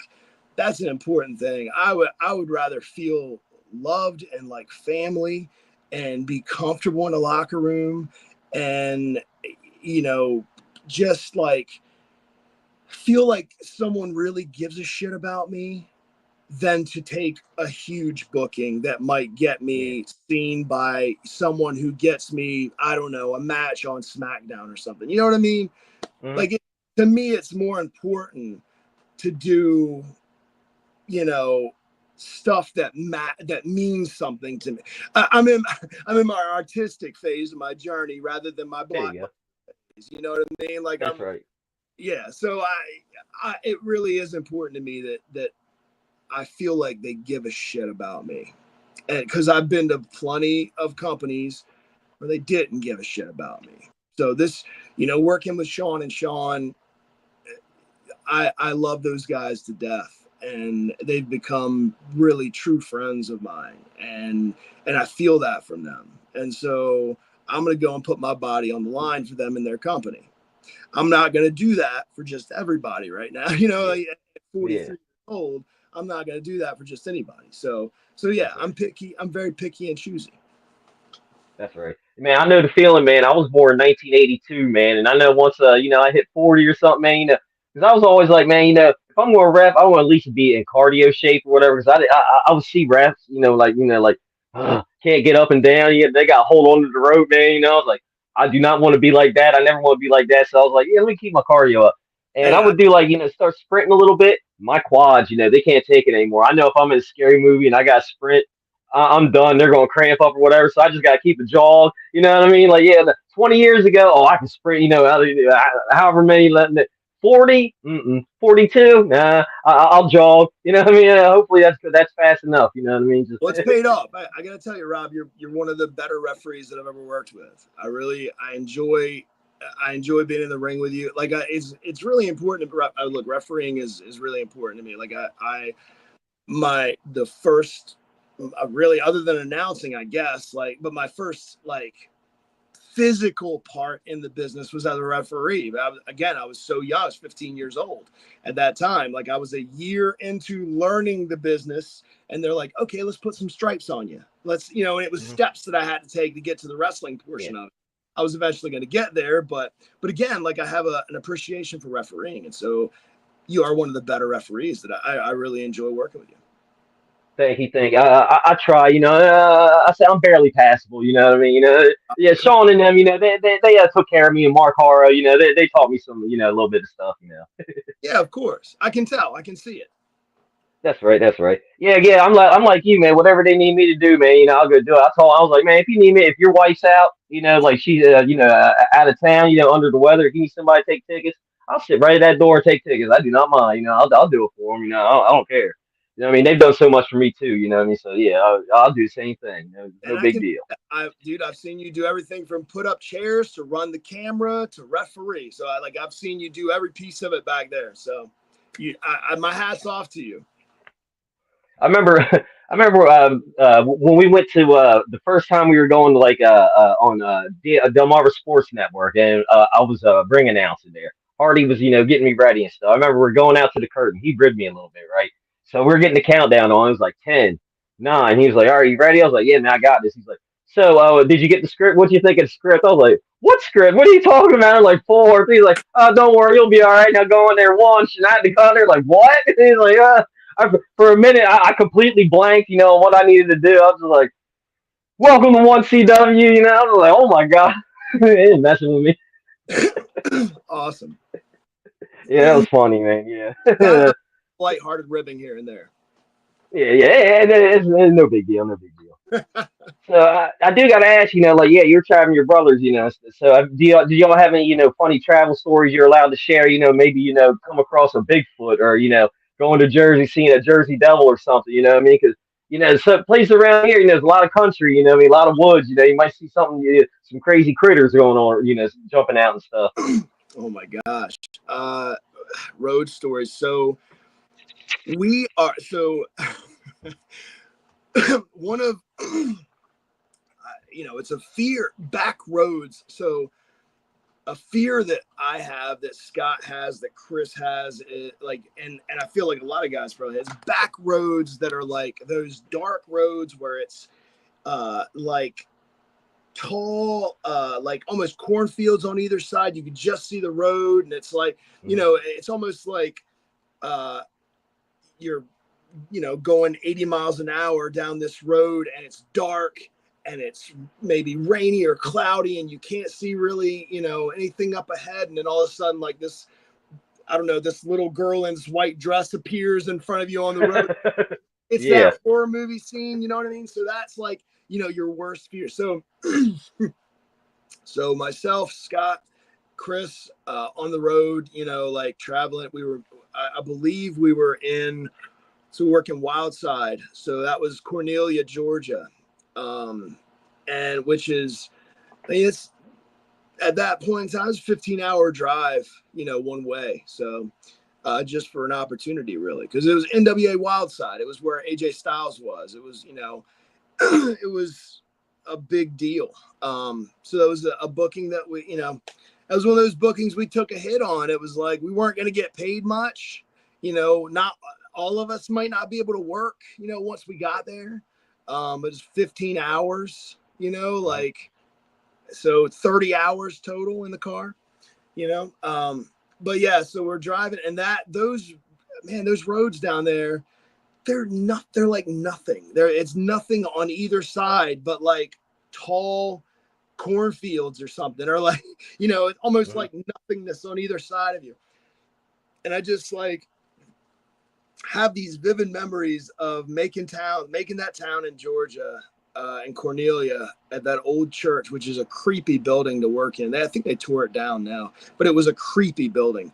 And, so we come out of there. It's like a cold night, it's like maybe this time of year or whatever. And we're, going down the road, trying to make, or up the road, I guess, trying to make it back home. And it's, again, like a long drive, all three of us tired. And it's like, who can even drive? How do you even make a amount of who drive? And we're not getting a hotel. We're not stop. Like at that point in time, I think it was like both of Chris and Scott. Scott was probably with his now wife, and Chris was probably, I don't know, Chris was probably with his girlfriend Allie at the time. And it was like, we've got to get home. We're not stopping. We're gonna make it home there. Because if we stop at a hotel, the girls think we've done something wrong. Like it's one of those situations. Like if you stop it, because the thing, the women, like they, not knowing the business, to them, this whole thing is a party. Like it's not, it's all fun. It's not, which it is. Like, of course it's a blast, but we can't let them know that. But it's all, it's all a big party, and there's the groupies and like we're working this town in this Cornelia, Georgia building that it's solid full of people who think that the business is real. Like they are fully invested, and it is real to them. And it's the backwoods in Georgia. And like man, it's like, what it reminds me of. So you guys ever watch that show Heels? Yeah, I've seen Heels. Yeah. So that's what this was like. I don't know if either one of you have ever seen NWA Wildside, but Heels is what this essentially is. It was Georgia, a church. I'm so sorry to interrupt. Isn't that in Cornelia, Georgia? That's what. Yeah. So. Oh, you're talking. Oh, it's it became I used to watch it, Anarchy Championship Wrestling, and then it ended afterwards. Right. So Anarchy. So it's an old church. The building was an old church set up for TV. They would fill it for every show. I mean, that building would be solid full for every show. The fans were all the same type of people. Like it was almost like the ECW arena in that regard, where the fans were kind of characters too, and they knew you, and they were fully invested. But it was that type of deal, and of course, like there's no groupies, there's no parties, there's no there's partying going on, but like there's no. If we stop at a hotel, we're literally going to pass out and then wake up in the morning and come back home. The girls don't know that. So if we stop at a hotel, as far as they know, there's 25 groupies in the room with us. So we can't stop. So all of us delirious going down the road. Like, I mean, thank God none of us are the type that like drinks and drives or does anything like stupid like that. But like, just trying to stay awake, trying to keep each other up. So talking wrestling, like watching our phones or whatever. And I just remember like, that, I believe Chris was driving, or it might've been Scott. It doesn't matter. I was in the passenger seat, and I drifted off and again, this happened a handful of times. I drift off in the passenger seat, and my dream is that we're driving, and there's one of those little girls in the white dress in the center of the road just coming towards the car. And I wake up screaming and banging on the dashboard. Chris is asleep in the back seat. Scott is driving. And I'm just like, oh my God, like, like flipping out. And Scott's like, what, like swerving off the road. And like, and we stop dead center. It's like, what is the deal? And I'm like, there was a little girl in the middle of the road. And he's like, what is wrong with you? And that became the absolute, that was gonna happen. So every time, and Scott is a bit flighty anyway, like he gets scared easily anyway. But that was like, every time we were making that trip from then on out, it was that kind of, we had that fear, that kind of like, that was going to happen. There were so many stories like that where we're like passing out, so many stories where we're making long trips and we almost die. Ring of Honor Final Battle 2010, we drove through a blizzard to work that show, and just to do extra work, just because back then we were making Ring of Honor TVs in Philly. Like we were going up there, I want to say twice a month or something like that. And we'd be up there for 3 days. We'd stay in the TV hotel, which was the old ECW hotel, which was, man, the old Econo Lodge or whatever, the stories with that place and just insanity. But we would, do Ring of Honor TV when they were on HDNet back then. And do extra work for them, and then we would try and go to their pay-per-views and set up chairs and be anything we could be for them and just do extra work or whatever.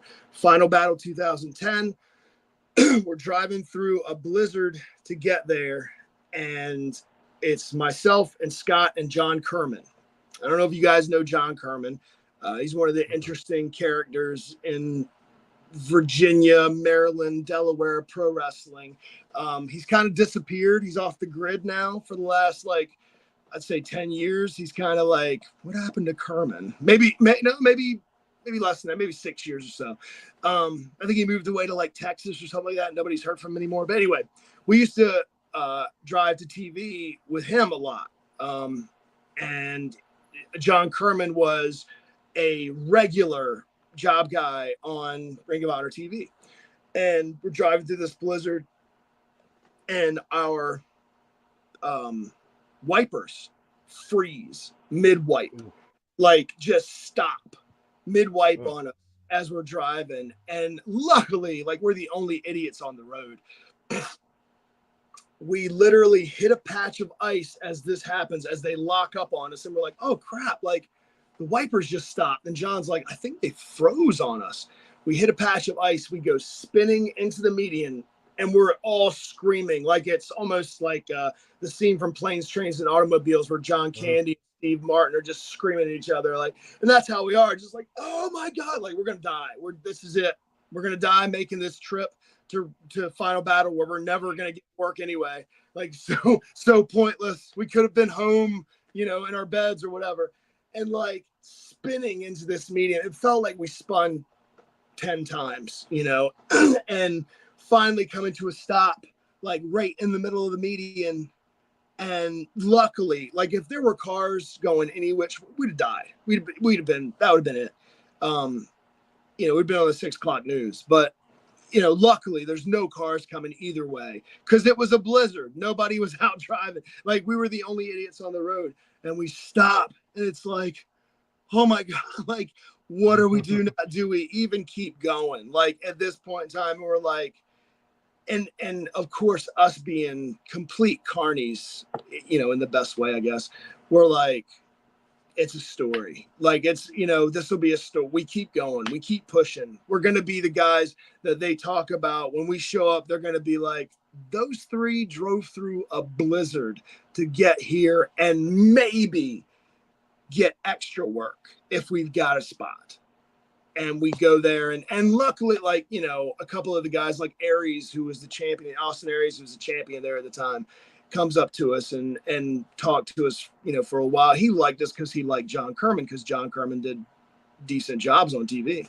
And Austin Aries, who at that point in time didn't like anybody really, he liked us and he appreciated us, making that town in the blizzard and spinning through the snow and almost dying, and like so many stories like that, where you're on the road and you have those situations where you blow a tire and you make that becomes a story, like just like making towns, like the sacrifices you make. And then of course like the ribs that we've done with people where like there was one that we used to do where we would chain lock someone's gear bag to the ceiling, like if there was and again, we're assholes. But one of the guys that we used to work for, his name was Donnie Vu. He's passed away since. He was like, you rib him, and again, like you want to rib the guys who are going to sell it. It's not fun if they're not going to sell it. So so you want to rib the guys who are going to sell it. And Donnie is one that would never forget. Like if you rip, it's like, how could they possibly rib me? Like I run the company. He was one of those guys who he never got booked anywhere else. So he started a company to book himself on top. No offense to Donnie. I love Donnie to death, but that was the story. I mean, but so we of course would rib him relentlessly, and and he loved us for whatever reason. And always like because we drove the furthest way to get, because he was down in the Carolinas. We drove a long way. We drove the furthest of anybody to get there. So he took care of us money wise. And, we repaid him by doing things like padlocking his gear bag to the ceiling. and like, so he had to climb up in the ceiling and get his gear bag down. I mean, doing things like,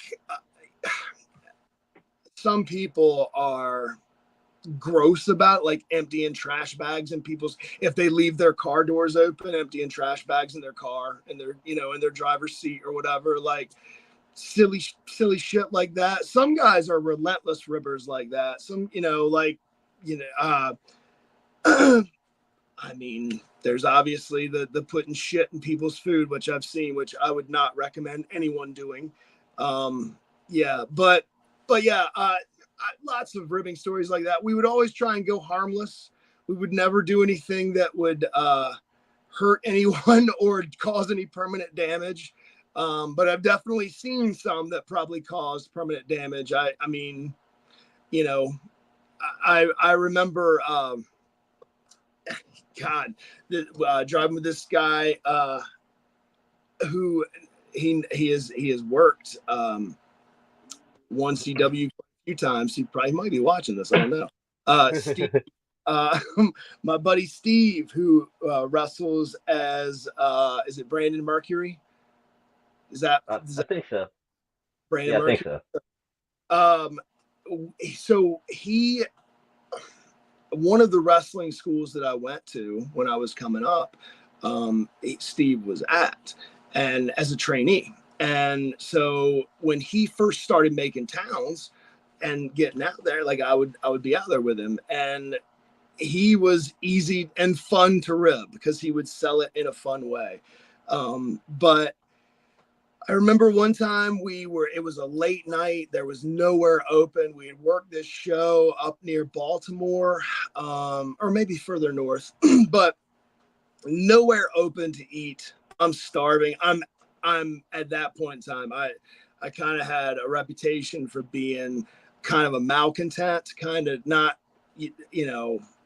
real pleasant to be around, and kind of like curmudgeon, I don't know, grumpy, grouchy, whatever, however you want to say it. Steve and we found this gas station that was open, and there's Scott was also with us. I think Scott was in the back, or Scott might have been in a different car, but he witnessed this happen. So we get this gas station lunch or whatever, which was essentially like a chicken salad sandwich, something disgusting, tuna salad sandwich or something like that, and a little thing of mac and cheese and whatever. But anyway, we get it in the, that's the only thing we can find open. That's the only thing we can find to eat.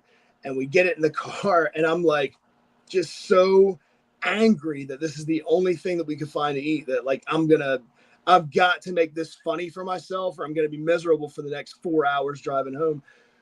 So we get riding. Steve eats his sandwich. I'm gonna eat the mac and cheese or whatever. It's disgusting. It's the worst mac and cheese. How do you mess up mac and cheese? It's Yeah. disgusting. And I take this, and he's like, and Steve's like, will you just eat your mac and cheese and shut up? And I took the mac and cheese and took a handful of it. And Scott was in the car next to us, and he watches me like and we're going real slow, like talking. We're the only cars on the road. It's like 3 a.m. He watched me take a handful of mac and cheese and just smush it into Steve's face as he's driving down the road, and just deadpan. Just like I took it, didn't even. And Scott's like, you didn't even look at him. You just took it and went and just like smushed it into his face, and then kept on.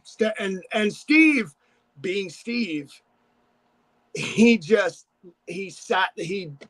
continued driving with the mac and cheese dripping down his face for the next. He refused to sell it because that's all I wanted him to do was sell it, because so I could enjoy myself for 2 minutes. And he's like, I refuse to sell this. And he just drove for the next hour and a half with mac and cheese dripping down his face. We finally get to like the next gas station that's open, and Scott gets out of the car.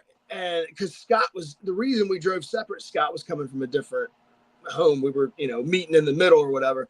And then we were going up to Scott's, I believe, something like that. But anyway, so we get out of the next gas station or whatever, and Scott gets out, and the mac and cheese is still dripping down Steve's face. It's been an hour and a half. It's been the ride. And Scott's like, I commend you for your bravery. And hey, not fighting back, not doing anything to him, not egging him on anymore, but also refusing to sell that. That was epic, the way you refused to sell that. And he just goes to the bathroom, fixes his face, comes back, and we continue the drive. But we would do stuff like that to screw with each other, we always had the longest drives, purposely, because I always felt like, why work in your backyard, man? Like this is supposed to be a carny business where you're out making towns. And like, I never wanted to be that guy that was thought of as like the one who only works in his backyard. You know what I mean? Only wrestles like 30 minutes from home no, like get out there on the road, make towns, and have stories like that, rib each other and have fun. We always had this was like 10, 15-hour drives, 12-hour drives. I mean, when I remember when I got my shot with Impact, they offered to fly me out. And I said no. And it's a 12-hour drive from me to Orlando, or 13-hour drive from me to Orlando. And they're like, Dustin, it's a 13-hour drive. Like, just take the plane tickets. And I'm like, no, like I want to drive it.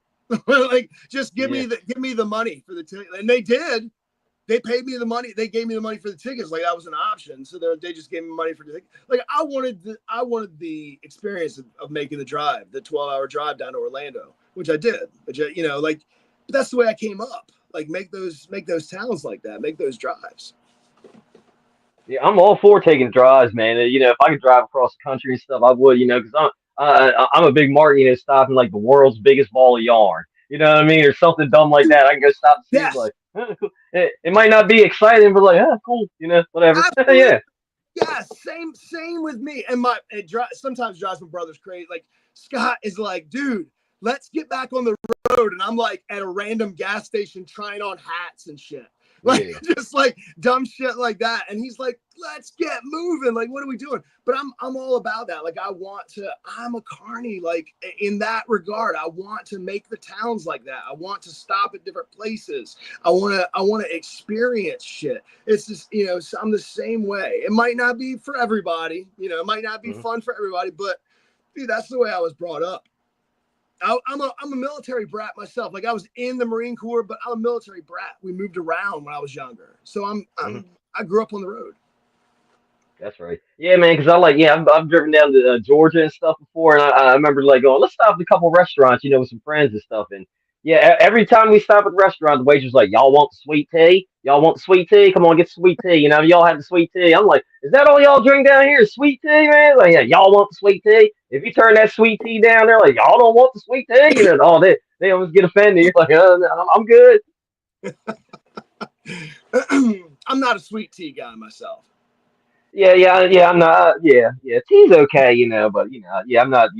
That stuff. I don't know what they did with it. They put like a block of sugar or something in there. You drink it, it's just like, The woo. further south Yeah, you go, the sweeter it gets. yeah. It's like, man, you might as well just cut my left foot off now. You know what I mean? Just get it over with. Just man. Exactly. So now, before I pass it on back to Remy, man, I do got to ask, because I'm getting a little older and stuff, and I always I'm trying to find new movies and TV shows to watch. So I watch the same stuff like comfort shows, like I've been watching lately, just like Sanford and Son, Married with Children, Archer, What We Do in the Shadows, stuff like that. So is there anything you've been watching or catching up with? I love What We Do in the Shadows. That's first Oh of all, yeah, what's his name? The guy that does the Thor movies. What's, Laszlo, what's that? Laszlo, is it What's his, Laszlo? what's his real name? Oh, his real name. Yeah. I know who you're talking about. Oh yeah, he's got the beard. Taiga Waititi or whatever. Taiga Waititi. Oh, okay. Yeah, the creator. Yeah. Okay. So I love his stuff. I'm a big fan of his stuff. Like I'm a big fan of certain directors. I like Kevin Smith, Tyga, Hmm. Quentin Tarantino, big Tarantino fan. So yeah, I try and catch all of their stuff. So I do love What We Do in the Shadows. So I right now, like I usually have my series that I'm watching all throughout the year. So like right now, Agatha All Along. Yeah. I need to catch up on the last two episodes. Oh man, it's been great. It progressively got, like, it started out a little Hmm. slow, progressively got better. I really enjoy it. I liked WandaVision a lot. So Hmm. the continuation of that and where they're going with this, I've really enjoyed the ride. And I'm one of those, I'm patient. Like a lot of people, if it starts off slow, they're done with it. I'm patient. I get Hmm. building a story. I'm in the wrestling business. So Yeah. so Agatha All Along, the Aaron Hernandez story I'm watching right now on Hulu. I don't know if you guys are familiar. The former Patriots. Yeah. I know all about Aaron Hernandez. Yep. Yeah. Uh-huh. I've, Yeah. yeah. I've seen the Uh, 30 for 30s and stuff. Yeah. yeah. So that, yeah. But right now Hulu, I think it comes on FX. But Yeah. they do it in the same style that they did the OJ, the People versus OJ Simpson, where Cuba Yeah. Gooding Jr. was OJ. Hmm. So yeah, I've been watching the Aaron Hernandez story. And then I watched Penguin. Penguin has been Okay. fantastic. I'm like pleasantly surprised with Penguin. Colin Farrell is just phenomenal as Oz, as the Penguin. Like, man, like I cannot believe how that guy can transform like that. Hmm. He's phenomenal. But yeah, those are my shows that I'm watching, my series that I'm watching right now. I don't do cable or satellite. I do all streaming services. So I usually have all throughout the year my different series that I'm watching through my streaming services all along. And again, like Scott, Chris, and I, like we usually keep each other like, hey, you need to check out this series, and because we all have the similar tastes. Yeah. So we'll say, hey, like check this one out, and we'll add that to our queue or whatever. And so yeah, those are my three that I'm watching right now that I catch throughout the week. And then I believe Gen Z, Gen V. So the boys, their Gen spinoff. V, the boys prequel. Yep, I Yeah. watched that. So man, I believe season 2 of that is getting ready to start. So like when Agatha's over and Heron Hernandez and the Penguin, when those three are over, Gen V will probably start up. So that'll be my next one that I'm watching. Man, that first season of that was awesome. Like I really enjoyed that. And of course, The Boys is, oh man, I think we got one more season of The Boys. Yeah. But yeah, I'm a Are, streaming. I love shows like that. are y'all caught up? Oh yeah, Rob, you caught up on the boys? yes. Yeah. Have they put the new season out yet or no? No. Okay. No, Yeah. Well, there was I think I'm all caught up. I'm not caught up on Gen V yet. For those of you that have not seen The Boys, those of you that are watching and listening, if you have not seen The Boys and you don't care about spoilers, stay. For those of you that get sensitive about spoilers and are watching The Boys, leave for the next 2 or 3 minutes. Maybe not even that much. How are y'all? Are y'all excited? Rob, I don't mean to cut into your time. Are y'all excited for the return of Soldier Boy? Oh my God. So the battle that's gonna happen between Soldier Boy and I mean, like, so I think, what's his name? The lead, the main Homelander. Homeland, not Homelander, but the good guy or the Yeah, leader of the yeah, yeah. I know. Dennis Quaid's son. What's his name? Dennis Huey. Quaid. Huey. Is no, it Ryan Quaid? not I Hugh. forgot what his name. You What's talking the about Butcher? Butcher? Yeah, So yeah, Butcher. Yeah. Oh, the main so the battle that's gonna happen between Butcher and Soldier, because now Butcher is fully like a Yeah. he's fully and he's a bad guy. Like it's like it's taken over his body. Like so it's like, who is he even out for? Because it ended with him ripping apart, what's her name? The lady who became or who was gonna become president or whatever.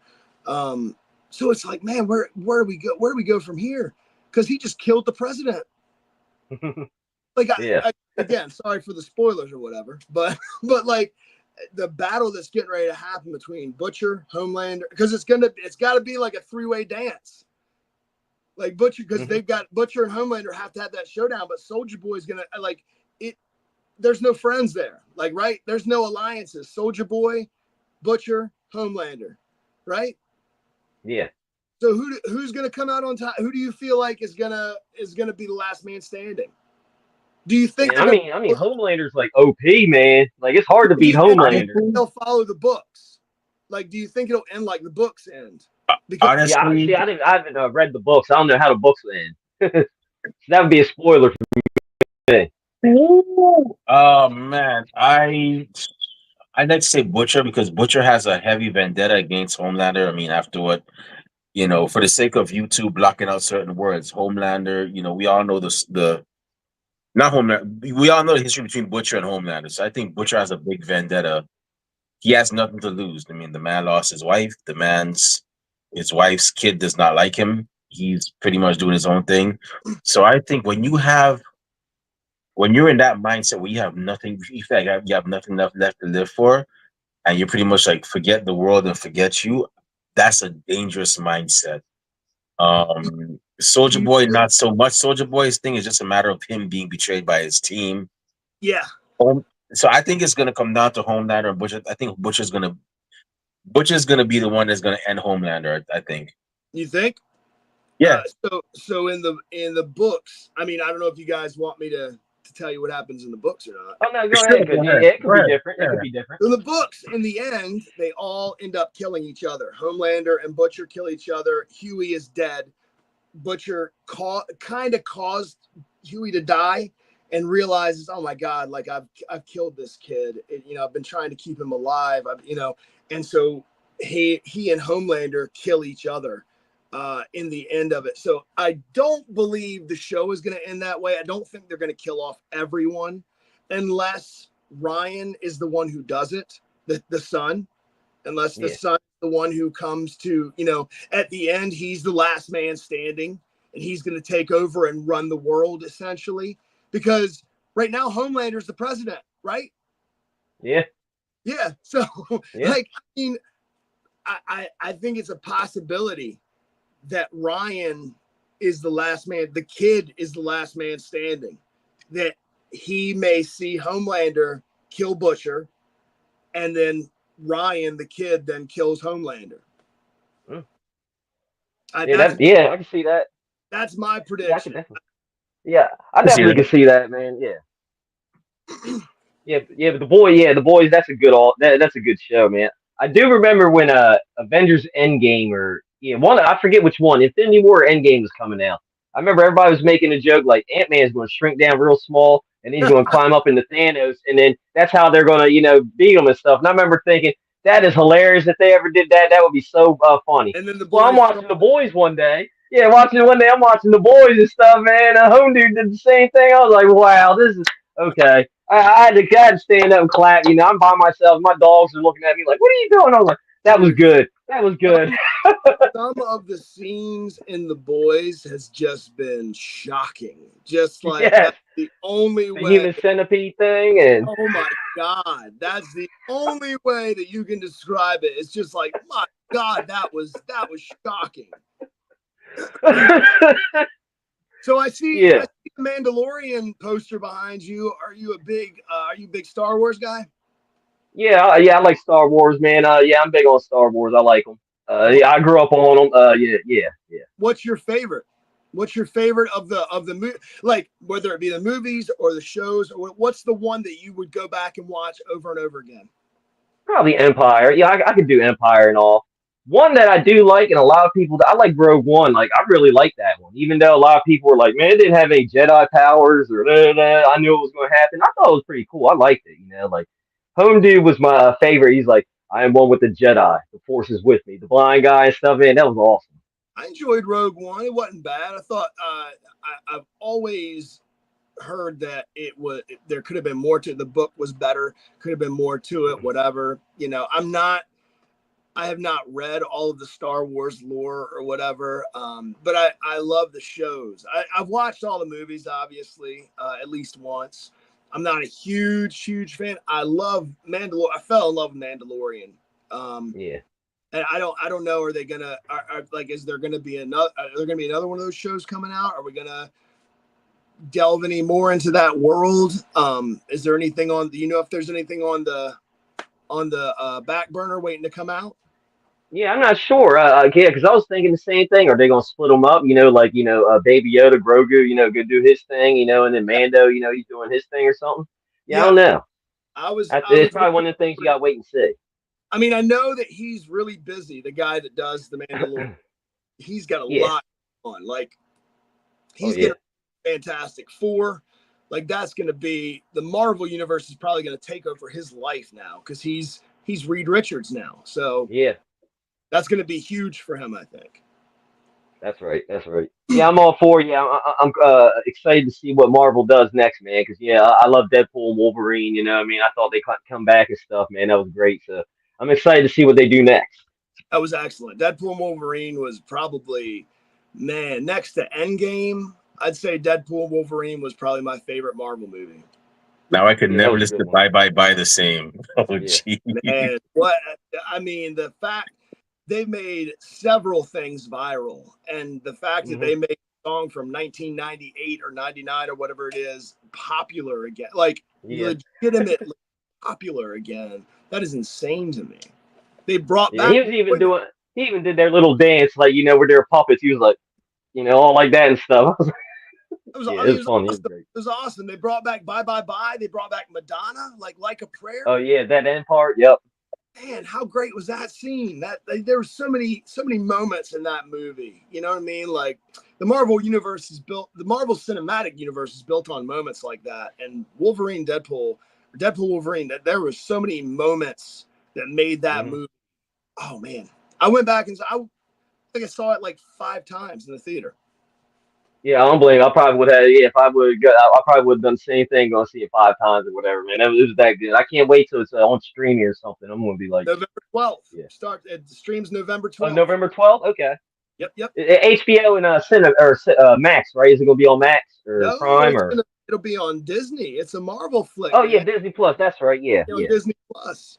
that's right. Yeah, because Max has they have like Deadpool 2 on there, They one have and two, I think. so Also. Max has some of the Fox stuff, but they have all Yeah, of the DC universe. yeah. Yeah. That's right. That's right. Yeah, because I remember. Yeah, sometimes I'll get confused. I'm like, oh man, they got Deadpool on here and stuff. You know what I mean? Oh, I'm like, oh, cool. Yeah, yeah. And then I look up like, oh, you got Death of Superman too. Yeah, that's right. Yeah. I think it's on Prime now. Like Deadpool Wolverine's on Prime right now, but you have to pay like $30 for it. Oh yeah, no, I'm good. I can wait till the 12th. You know what I Yeah. mean? I've Wait, seen it enough times. Yeah, I'm good. I'm good. But anyway, man, before I pass it on back to Remy, I want to say, thank you very much, for taking time out of your busy schedule and coming on and chat with us, man. I definitely had a blast, man. of I course, wish man. nothing but, the good things that happen to you, your family, and all that in the future. You know what I mean? I wish nothing but positive things for you going forward, man. Right back at you, Rob. Thank you so much, dude. Dustin, I gotta say, it was an honor, to have you on our show. Thank you very much for, taking time out of your busy schedule to be a guest on here. We really and truly appreciate it. And also, thank you once again for the years you gave us as a pro wrestler, for the matches and memories that you gave us fans as well. We wish you nothing but the best with your career, and hope you give us many more matches and memories as well. Tell your brothers, Christian and Scott, we coming for them too, brother. We're trying to have them on this show.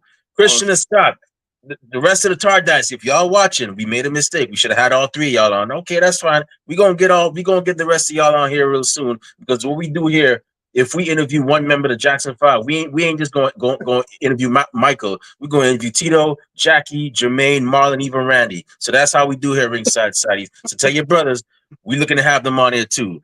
But I gotta say thank you very much for everything, for all the time, all the time that you put in, and all the matches you gave us as well.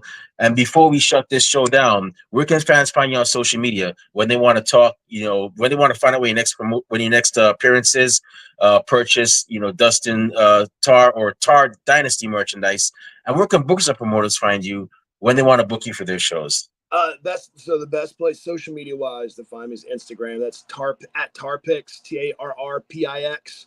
Um, you know, I've got off there for a while when I kind of took a break for a few months. I got off social media and everything, so I started it back up. So they can find me at Instagram on Tarpix. Honestly, like I don't post much on Facebook anymore, but my booking, as far as it's easy, booktar@gmail.com if you want to book me to do whatever and make any kind of appearance. Just hit me up on through my email. Yeah, I mean, that's like I said, Instagram is probably bad. I'm trying to rebuild my following on Instagram. I'm also on X, at, I think it's Tar X's, TARRXS. So yeah, and which I deleted that as well in the past. So trying to rebuild my following on there. So please follow me on Instagram and on Twitter. Absolutely. Awesome. So for those of y'all watching, make sure you follow this man. Almost 30 years in the business, in the wrestling business. That's a lot. Make sure you follow this man as well. And, make sure you cop that merchandise as well whenever it shows up. The And then, merchandise. Sorry, we're on Pro Wrestling Tees. It's at the prowrestlingtees.com/Tar Dynasty. Please buy our t-shirts. awesome. Thank Make sure, you so much. make sure y'all definitely buy that Tar Dynasty merchandise. Like I said, man, I always say, if you can't make the shows, this is another way you can support indie wrestling, is purchasing the merchandise as well too.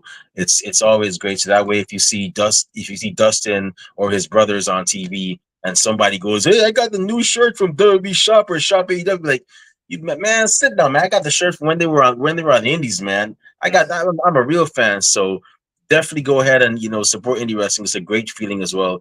And I'm just gonna say WBID. I'm just saying now, that's a game changer. So you never know who you could see on pro wrestling. So definitely go ahead and support as well.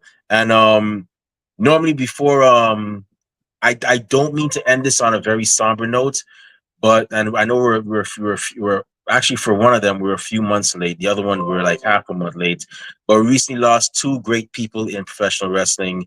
The one being Sid Vicious, a great guy, powerhouse, former WWE champion, former WCW world champion, and a man who, whenever he went to the ring, he pretty much struck fear into his opponents, and he knew how to put on a show. We lost him a few months ago. And most recently, on October 15th, we lost a great person in Joe Koff, who was an American professional wrestling personality. He also had a role with Ring of Honor. He was actually the operating officer for Ring of Honor. And he now, not just Ring of Honor, he also worked with the Championship Wrestling from Hollywood, not from Hollywood, Championship Wrestling from Florida back in the 80s. So with that being said, what we're gonna do right now, and Rob, I know normally this time we give our social media, but we're actually gonna give these two men a 10 bell salute. Our thoughts and prayers are with their families And it's never a great time when we lose somebody from professional wrestling, because that's another mind loss, some more knowledge that's lost that we can't ever get back. So with that being said, what we're going to do right now, we're going to go ahead and give these two men a 10-bell salute, and then we're going to close the show from there on out. So here we go.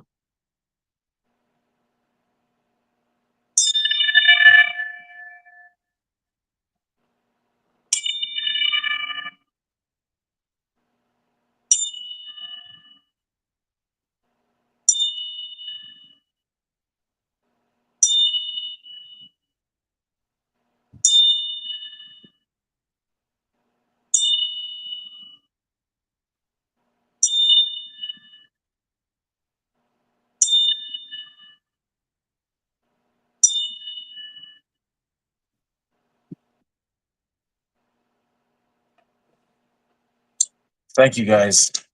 So with that being said, RIP to both of them, great minds. Um, and with that being said, we're gonna go ahead and close the show right now. Um, it's about that time, actually. My stomach is rumbling. My eyelids are getting a bit heavy. That means time for dinner, and not maybe not that in that order. But before I partake in those activities, Rob, the Sean Spence to my Burton Guster, the the Ricks to my Murtaugh, and the Charlie Haas to my Shelton Benjamin. Where can fans find you on social media when they want to talk wrestling, find out Rain experiences, purchase Rob Base merchandise, and where can bookers and promoters find you when they want to book you for their shows? You can find me on Twitter, Instagram, Rob_base82, Facebook, Rob Base. You can catch me. You can catch our guest Dustin Tarr. You can catch everybody from 1CW every Saturday morning, 10 a.m. DelmarvaSportsNetwork.com. Yeah, we should they show replays throughout the day and all that good stuff. The next show I'm going to be at is next Saturday, November 9th. It's 1CW's Hall of Fame show. So we got a bunch of people inducted, including the guy that trained me and all that good stuff, Mark Harrow. I'm excited to see that stuff. So yeah, so definitely come on out, enjoy the show, check us out and all that. You definitely won't be disappointed. Yes, if y'all see 1CW in your area, make sure you make the time to go see them. I've been there myself, and I was very impressed by the show they put on and everything. I was there for WrestleMania week. I took, the $50 trip just to go see them, because I was like, 1CW, I cannot miss this. Been hearing a lot of great things from Rob, seen a lot of great things on the internet, so I got to go see them. So y'all definitely, if you see them in your area, if you're in or even if you're in surrounding areas, definitely go ahead and make sure you check out 1CW. Doing a lot of great things. If you want to find me on social media, not that I say a lot of cool things, but I do go to a lot of cool places. I was just at the Village Halloween party here in New York. You can find me on Twitter and Instagram at the Remy Blue. You can also find me on Facebook as Remy Blue as well. And I'm also on TikTok at the Remy Blue as well. So you can find me on those platforms. Our podcast is also on social media. We're on Twitter and Instagram at Ringside Society, Twitch at Ringside Society 2018. We're on Facebook at the Facebook group. We're also on Spotify, and we're also on Teespring, where we sell official Ringside Society merchandise. We have t-shirts, we have hoodies, we even have coffee mugs. So definitely check us out, get some merch. All proceeds go back into keeping our show afloat, did not go back into our pockets. And last but not least, we have a YouTube channel where you can see cool interviews like this one, where you can see our Crown Jewel predictions episode, where you can actually see us interview Craig Prendergast as well. He was on our show recently. All those great interviews you can definitely see on YouTube, and to see them, it's not rocket science, algebra. It's not even pre-algebra. All you gotta do is go on YouTube, type in Ringside Society. Once you see that really good looking dark blue and light blue yin yang sound with the blue frames around it, that's where you know it's us. Make sure you subscribe to all our videos, because we got a lot of cool stuff coming up, and you don't want to miss a thing like Aerosmith in 1998. But as a matter of fact, I'm feeling kind of nice right now. Hey Rob, should I tell him who we have tomorrow? You want to tell him? I think you should tell him Go who we ahead, have man. tomorrow. Tomorrow, okay, tomorrow at 7 p.m. 7 p.m. We got the guy that trained me, taught me, made this lazy lump, somewhat passable referee and all that coming on the show. Future 1CW Hall of Famer Mark Harrow is coming on, so I'm definitely One of my excited favorite, about that. one of my favorite opponents. I love Mark. Yeah. I love Mark. Awesome. Awesome. So y'all heard Mark Harrell's going to be with us tomorrow finally. So make sure you stay tuned for that. That's going to be 7 p.m. for all my East Coast peeps, 4 o'clock p.m. for all my West Coast riders. And for my people in the middle, it's going to be 6 o'clock. So make sure you tune in because you definitely don't want to miss that. And with that being said, we just want to thank everybody tuning in live tonight. Thank you very much. We really and truly appreciate it. We strive on being one of the best wrestling podcasts a wrestling fan could, should, and would listen to. And we're not going to stop doing that. For those of you that are going to listen later on, we get a chance. Thank you very much in advance. And those y'all that hate us, can't stand us, really truly wish we'd go away and just stop what we're doing. Well, like myself at the Golden Corral and Rob Bass at the Taco Festival, we're not going anywhere for a while. They hate us because they ain't us. And we ain't stopping. So with that being said, we're very well and aware. We here at Ringside Society, we see it. Everybody and their grandparents and their parents have a podcast. Well, we're not your grandparents' podcast. We're not your parents' podcast. As a matter of fact, we're not just any podcast. Hashtag we are not the same. So with that being said, I'm gonna say it right now.